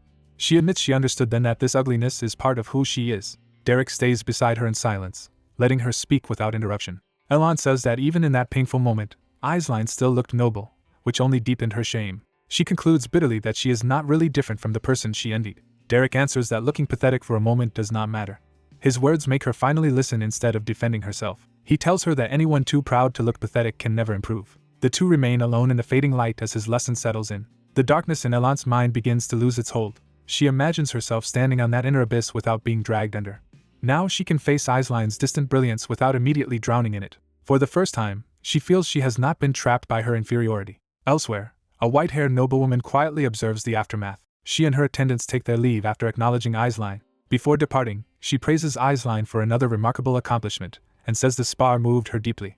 She then addresses Aisline more personally, signaling a more serious conversation. Aisline admits that she did not truly win the match. The white-haired lady receives that honesty with a knowing smile. Aisline remains thoughtful, unwilling to mistake appearances for reality. The white-haired lady tells her that in raw magical capacity, Aisline is far ahead. Aisline rejects the comfort, believing that advantage was nowhere near enough to close the real gap between them. She is struck by how much Lady Allant advanced in such a short time. Her thoughts return to Derek, the one who made that growth possible. Aisline's expression hardens into resolve. She calls for her maid Daisy. Aisline orders a letter sent to the main house. What she needs, she decides, is Derek. The scene shifts to the Duplain main estate, where the request arrives. A senior noble reads the letter and is startled that a 6-star travel pass connected to Dreist Wolftail has appeared in Ebelstein. He is informed that the custom schedule was moved up, likely in response to Dreist's movements. That makes him suspect the Count of Belmiard's visit to Ebelstein is tied to Dreist as well. If a master of search arts with foresight is involved, he concludes there must be a larger reason behind all of this. Another report arrives. Aisline has also requested a magic teacher. At first, her father sees no difficulty in simply finding one. The problem is that she specifically asked for Derek, who is currently teaching Lady Allant at the Belmiard estate. Rather than refuse, Aisline's father begins considering how to negotiate for Derek directly. But the blonde nobleman beside him decides there is no need for intermediaries. Since he must go to Ebelstein over the Dreist matter anyway, he will handle it himself. As evening settles, the decision is set in motion. Back at Belmiard, Allant tells Derek she is taking a break from study and work to clear her head. Derek listens, sensing she is not finished. She insists she needs time off from lessons and everything else for a while. Then she asks whether he will keep working for the Beldun Mercenary Corps. Before he can answer further, she stops him by calling his name and reaching out. Leaning close, she asks if he will come again whenever she calls, specifically to teach her magic. Her request is direct, personal, and impossible to mistake. Derek pauses, weighing what that promise would mean. He agrees, but warns that there may not be much left for him to teach her. Allant laughs off his modesty, hearing it as rare humility. As winter finally gives way, she reflects that the long season has ended for both of them. That night, the Beldun Mercenary Corps tavern comes into view. The door bursts open with sudden urgency. Inside, the mercenaries are jolted out of their routine by the unexpected arrival. Someone immediately calls out for Derek. Derek steps in and announces that he has returned. At once, the pace shifts as danger rushes in. A carriage speeds toward the city under a bright sky, carrying new trouble with it. Inside, Allant's father rides with clear purpose. Meanwhile, Allant sleeps peacefully, unaware of what is coming. When disturbed, she protests that her rest has only just begun and refuses more lessons. Her maid nervously insists that this interruption cannot be ignored. Allant drags herself out, expecting a minor nuisance. Still half asleep, she starts complaining before she even sees the visitor. Then her father greets her with his usual overwhelming affection, calling her his treasure. He waits outside her room with complete confidence that he will be welcomed. Allant is stunned that her father has come in person. She quickly forces herself into a polite smile and promises to change and come out at once. Left outside, her father continues doting on her with theatrical affection. The story cuts away from the awkward reunion to a brighter, harsher turn. Someone remarks that the young lady of Duplain could not have been an easy opponent. Derek answers that she was difficult, but that he learned much from facing her. Allant's father immediately decides that a teacher this useful should be kept for Belmiard alone. Allant realizes with alarm what her father is planning. She objects that the vassals will resist such a move, but he dismisses the concern and promises to do anything for her. His confidence makes her want to trust him, even if she does not fully understand the cost.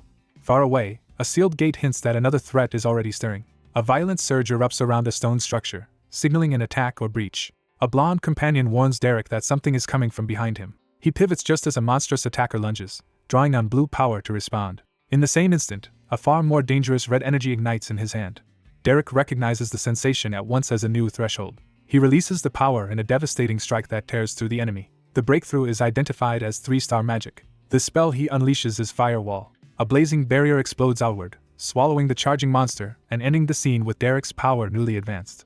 News breaks that Derek nearly died, jolting everyone who hears it. The shock of that incident spreads outward like a sudden disturbance. By the next transition, the story settles into the aftermath of that scare. At Beldamstir, someone struggles to believe Derek was really pushed that close to death. A frustrated young woman condemns Derek's recklessness, baffled that he tried a 3-star spell while merely hunting goblins.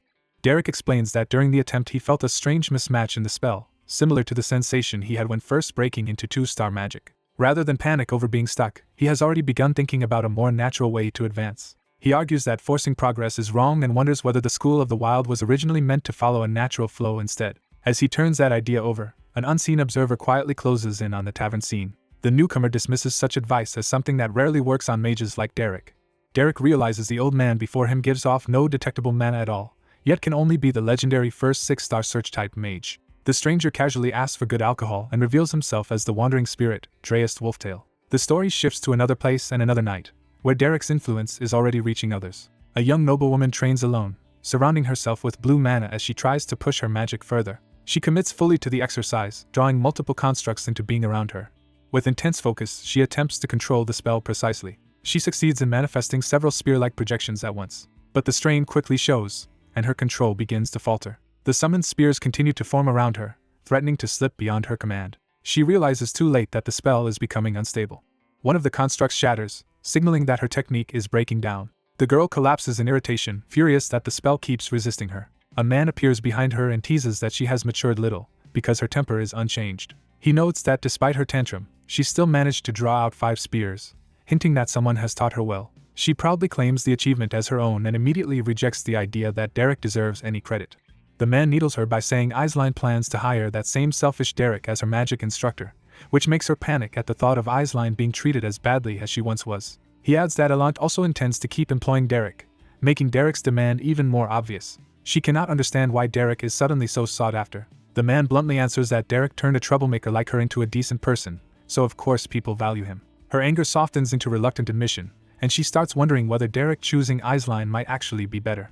The man presses further, suggesting that if Derek goes to Aisline, she might get a chance to see him again. She flusters instantly and denies wanting to see Derek at all, exposing feelings she cannot hide. Elsewhere, word about Derek continues spreading, and another interested party worries that too many rivals are gathering around him. A silver-haired young woman quietly hopes the competition for Derek does not grow any further. The story returns to Beldam's where Derek remains with the mysterious old man. Dreas drinks at ease while Derek studies him warily, unable to dismiss the encounter as ordinary. Derek cannot understand why someone of Dreas Wolftail's stature would appear in a humble tavern like this. Dreas confirms Derek's identity, making it clear he came here specifically for him. Derek answers cautiously, unsettled that such a figure already knows who he is. Dreas asks to speak privately, signaling that his interest in Derek is serious. Derek hesitates, but the gravity of the request keeps him listening. Their conversation moves away from the tavern and into a more secluded setting. As they walk, Dreas tells Derek that his magical talent is unusually hard to define, even for someone as knowledgeable as himself. Derek listens in silence, sensing that this is no ordinary praise. Dreas asks why Derek works so hard and what he truly hopes to gain from magic. Derek answers that he has no grand ambition and only wants to see how far the talent he has found in himself can go. That simple curiosity impresses Dreas more than any lofty dream would have. Dreas smiles as if he has found exactly the kind of person he was looking for. He warns Derek that a commoner who wants to rise beyond his station is still lacking something essential. Then he offers to help Derek bridge that gap himself. The offer hits Derek with full force once he remembers that this man is Dreas Wolftail, a 6-star mage. Dreas' legend is recounted. Born a commoner, he reached 2-star by adulthood and 3-star by the time he had a family, becoming a beacon for other commoner mages. But the year he advanced to 4-star changed everything. On a stormy night, Dreas returned home to disaster. He found his household destroyed and his family slaughtered. That loss shattered the man he had been. In the aftermath, nobles reassured one another that Dreas had gone into hiding and that commoner mages had finally quieted down. They mocked the fear they had shown and sneered at commoners for daring to covet magic at all. One noble began speaking of what should be done if Dreas ever resurfaced. He never finished the thought. A severed head answered the room before anyone else could. Dreas entered and began his revenge without hesitation. The survivors recognized him instantly and were overcome with terror. Even mutilated enemies rushing him could not slow him down. He cut through them as if their resistance meant nothing. Their power and status collapsed the moment they faced him directly. The last noble begged desperately for mercy, apologizing only when death was already upon him. His pleas came too late to matter. The massacre announced Dreas' return to the world. For the next 30 years, he lived as a fugitive while the imperial family and nobility hunted him. Only after Dreas surpassed 5-star and became a 6-star mage did the imperial family finally understand the danger of keeping him as an enemy. They concluded that opposing him any longer would endanger the entire kingdom. So they publicly acknowledged that his revenge had been justified and protected their own authority by granting him a title. In the end, Dreas became a noble solely because his magic had made resistance impossible. Hearing all this, Derek realizes he is being offered instruction from a man who forced the world to bow to him. He sees no reason to reject such a chance. Meanwhile, in the noble district, powerful men gather to discuss territory and influence. One Grand Duke warns another about the dangers of expanding into the White Zone and its labyrinths. Grand Duke Veltus offers military support if needed, presenting himself as cooperative while measuring the room. Another noble derides those forces as little better than mercenaries. Veltus's expression hardens, and the political courtesy begins to crack. He coolly suggests that a lord unable to govern his land with private soldiers should consider surrendering the territory instead. The insult lands heavily on the man he targeted. A third noble tries to defuse the tension by steering the conversation toward their children and recent events. He mentions that Elant fought Aisline nearly evenly, inviting comparison between the two girls. Elant's father admits she lost, but boasts that her talent is finally blooming. He adds that with the right instructor, Elant will surely surpass Aisline. That remark leads directly to Derek's name. Elant's father argues that if Derek teaches Aisline instead, Elant will never overtake her. Aisline's father bristles at the implication that Derek can simply be claimed away. Elant's father hints that Derek's bond with Elant runs deep, while Veltus dismisses that as a shallow reading of Derek's character. Watching the exchange, Veltus privately wonders who Derek really is if both sides are this eager to secure him. He decides he should have Denise investigate Derek more closely. Back in town, the struggle over Derek reaches Beldam's tier directly. Elant's father arrives at the tavern in person with attendants, making his interest impossible to ignore. The tavern owner immediately senses trouble. The noble demands to know whether the owner is the commander of this mercenary corps. The untouched drink on the table underscores how abruptly the visit has turned serious. The noble explains that because his butler's letter received no answer, he has come himself to settle the matter. The owner apologetically reveals that Derek has been missing for several days, and that they have been searching for him too. He adds that Derek recently refused all requests, and then suddenly vanished. The noble immediately suspects a rival house may have taken Derek first, but realizes there is no evidence of that yet. He resolves to find Derek personally before anyone else can secure him. At another estate, Denise receives that concern in the form of an urgent letter while calmly eating fruit. She reads without much urgency, treating the matter with detached amusement. When she asks when the letter arrived, she learns it was sent early that morning with great haste from the family patriarch. The message orders her to quickly find Derek and make him her instructor, because the mercenary side is currently at its weakest. Denise finds the command irritating rather than compelling. Still, she recognizes that the day matters for reasons entirely her own. She smiles to herself, because what she has really been waiting for is not politics but a book release. Her long-awaited novel finally comes out, and her thoughts are consumed by curiosity over its romantic hero rather than Derek. Even so, she decides she may as well act now, since ignoring the order would only bring more nagging later. She calls for her maid Bella. Then she orders her clothes prepared, deciding to head out because she now has someone to find. Far from the city, Derek's private training with Dreas continues in a hidden cave. The cave becomes a secluded world where Derek can focus entirely on magic. Teacher and student sit across from one another beside still water, removed from every outside pursuit. Dreas instructs Derek to close his eyes, release his mana as a fine mist, and feel how it touches the world and returns. Derek follows the guidance with intense concentration. As his mana spreads, the cave begins to reveal itself to him in a new way. Dreas explains that this is the foundation of search-type magic. At 1 star it detects threats, and from 2 star onward it can track locations and sense magic. He continues that 3 star sees through disguises, while 4 star lets one perceive through an opponent more deeply. At 5 star, a mage can read minds and speak with the dead, and at 6 star comes the power to see the future. Derek is stunned that search magic can reach as far as foresight. Dreas confirms it, and reveals that he saw the future, then came to find Derek because he needs him. Derek immediately asks what fate Dreas saw awaiting him. Dreas answers with a name from Derek's past, Valerian. He identifies Valerian as the eldest son of House Duplain, tying Derek's future danger to a noble bloodline. Dreas warns that before Valerian even reaches adulthood, he will begin dabbling in necromancy. That revelation deeply unsettles Derek. Dreas states the conclusion plainly: Derek must kill Valerian. Derek absorbs the order without panic, but with grave focus. When he asks why Valerian would turn to necromancy, and what he intends to do, Dreas refuses to reveal more. He explains that knowing too much about the future too carelessly only makes what lies ahead more unstable and complex. Still, he offers one final truth. Dreas tells Derek that he is fated toward death. Dreas is surprised that Derek does not react with fear. Derek calmly points out that being destined to die is not the same as being guaranteed to die. That answer confirms to Dreas that Derek understands fate better than most. Dreas admits he does not want Derek to die either. He vows to prevent that outcome by making Derek strong enough to survive. With that decision made, Dreas unleashes a far greater display of power to begin Derek's real training. The mana gathering in his hand swells into something vast and unnatural. Dreas declares that Derek's chances of dying are overwhelmingly high. His magic erupts outward on a scale that dwarfs the cave and reaches into the night sky. Under the moon, Dreas stands like a force of nature while Derek watches the true level of a 6-star mage. Derek meets that overwhelming power with sharpened resolve rather than retreat. By day, the city continues on as if none of these hidden struggles are reshaping its future. Carriages and pedestrians move through ordinary streets, unaware that the race for Derek has already begun. And as the world keeps turning, the search for Derek and the future Dreas foresaw both move one step closer. A silver-haired noblewoman named Denise lets her maid Bella dress her in unusually elegant clothes before heading out herself. When she appears in town, the townspeople openly stare, struck by how different and refined she looks. Denise tells Bella to stay behind and rest, but Bella obediently follows her anyway. As they walk through the street, Denise notices the attention gathering around her. She wonders why everyone keeps looking at her. Bella dryly pretends not to know the reason. Denise studies herself and begins to suspect the answer. She lands on the simplest explanation and asks if it is because she is pretty. Bella gives her a measured look instead of indulging her immediately. She reminds Denise that her usual habits are slovenly and unkempt, making this polished version especially startling.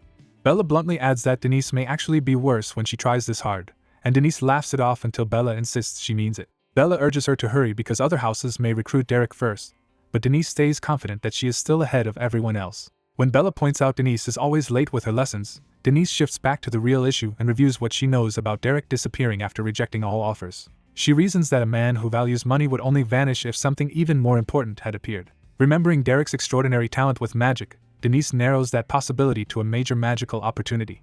She concludes he must have found either a remarkable grimoire or a superior teacher, enough to make mercenary work irrelevant. But since Derek willingly left the Duplain mansion, one of the best places for magical training, Denise realizes the answer must be even bigger than that. She reaches a startling conclusion that Derek found something better than even House Duplain could offer. That thought leads her toward a specific suspicion. Bella interrupts her deduction to announce that they have arrived.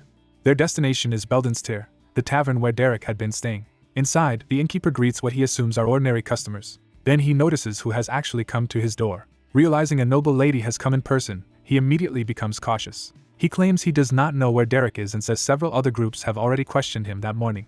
Denise abruptly asks whether Dreist Wolftail, the old mage, had also visited. The innkeeper's startled hesitation gives her the confirmation she wanted. Denise thanks him, satisfied that his reaction answered more than his words did. She leaves at once, deciding the next step is to inspect carriage transit records. The search moves to the Coachman's Guild in Ebelstein's commercial district. While Bella reviews documents, she asks how Denise knew Dreist had been there. Denise explains that Derek abandoning a 5-star mage's mansion by choice made the answer obvious. If Derek is that obsessed with magic, she reasons, only something beyond a 5-star mage could have drawn him away. She admits she also knew a 6-star mage was coming to Ebelstein and simply gambled that Dreist would be involved. The gamble worked perfectly, and Denise is pleased with herself for fooling the old man so easily. She immediately turns that success into self-praise and asks if this means she is smart. Bella remains unimpressed. She answers that Denise rarely uses her brain enough to prove it, and Denise takes the insult as playful admiration. Denise theatrically complains that being so capable is exhausting and wishes she could be useless for once. Bella finally asks whether Denise actually enjoys being talked back to, since she never seems to hear anything except praise.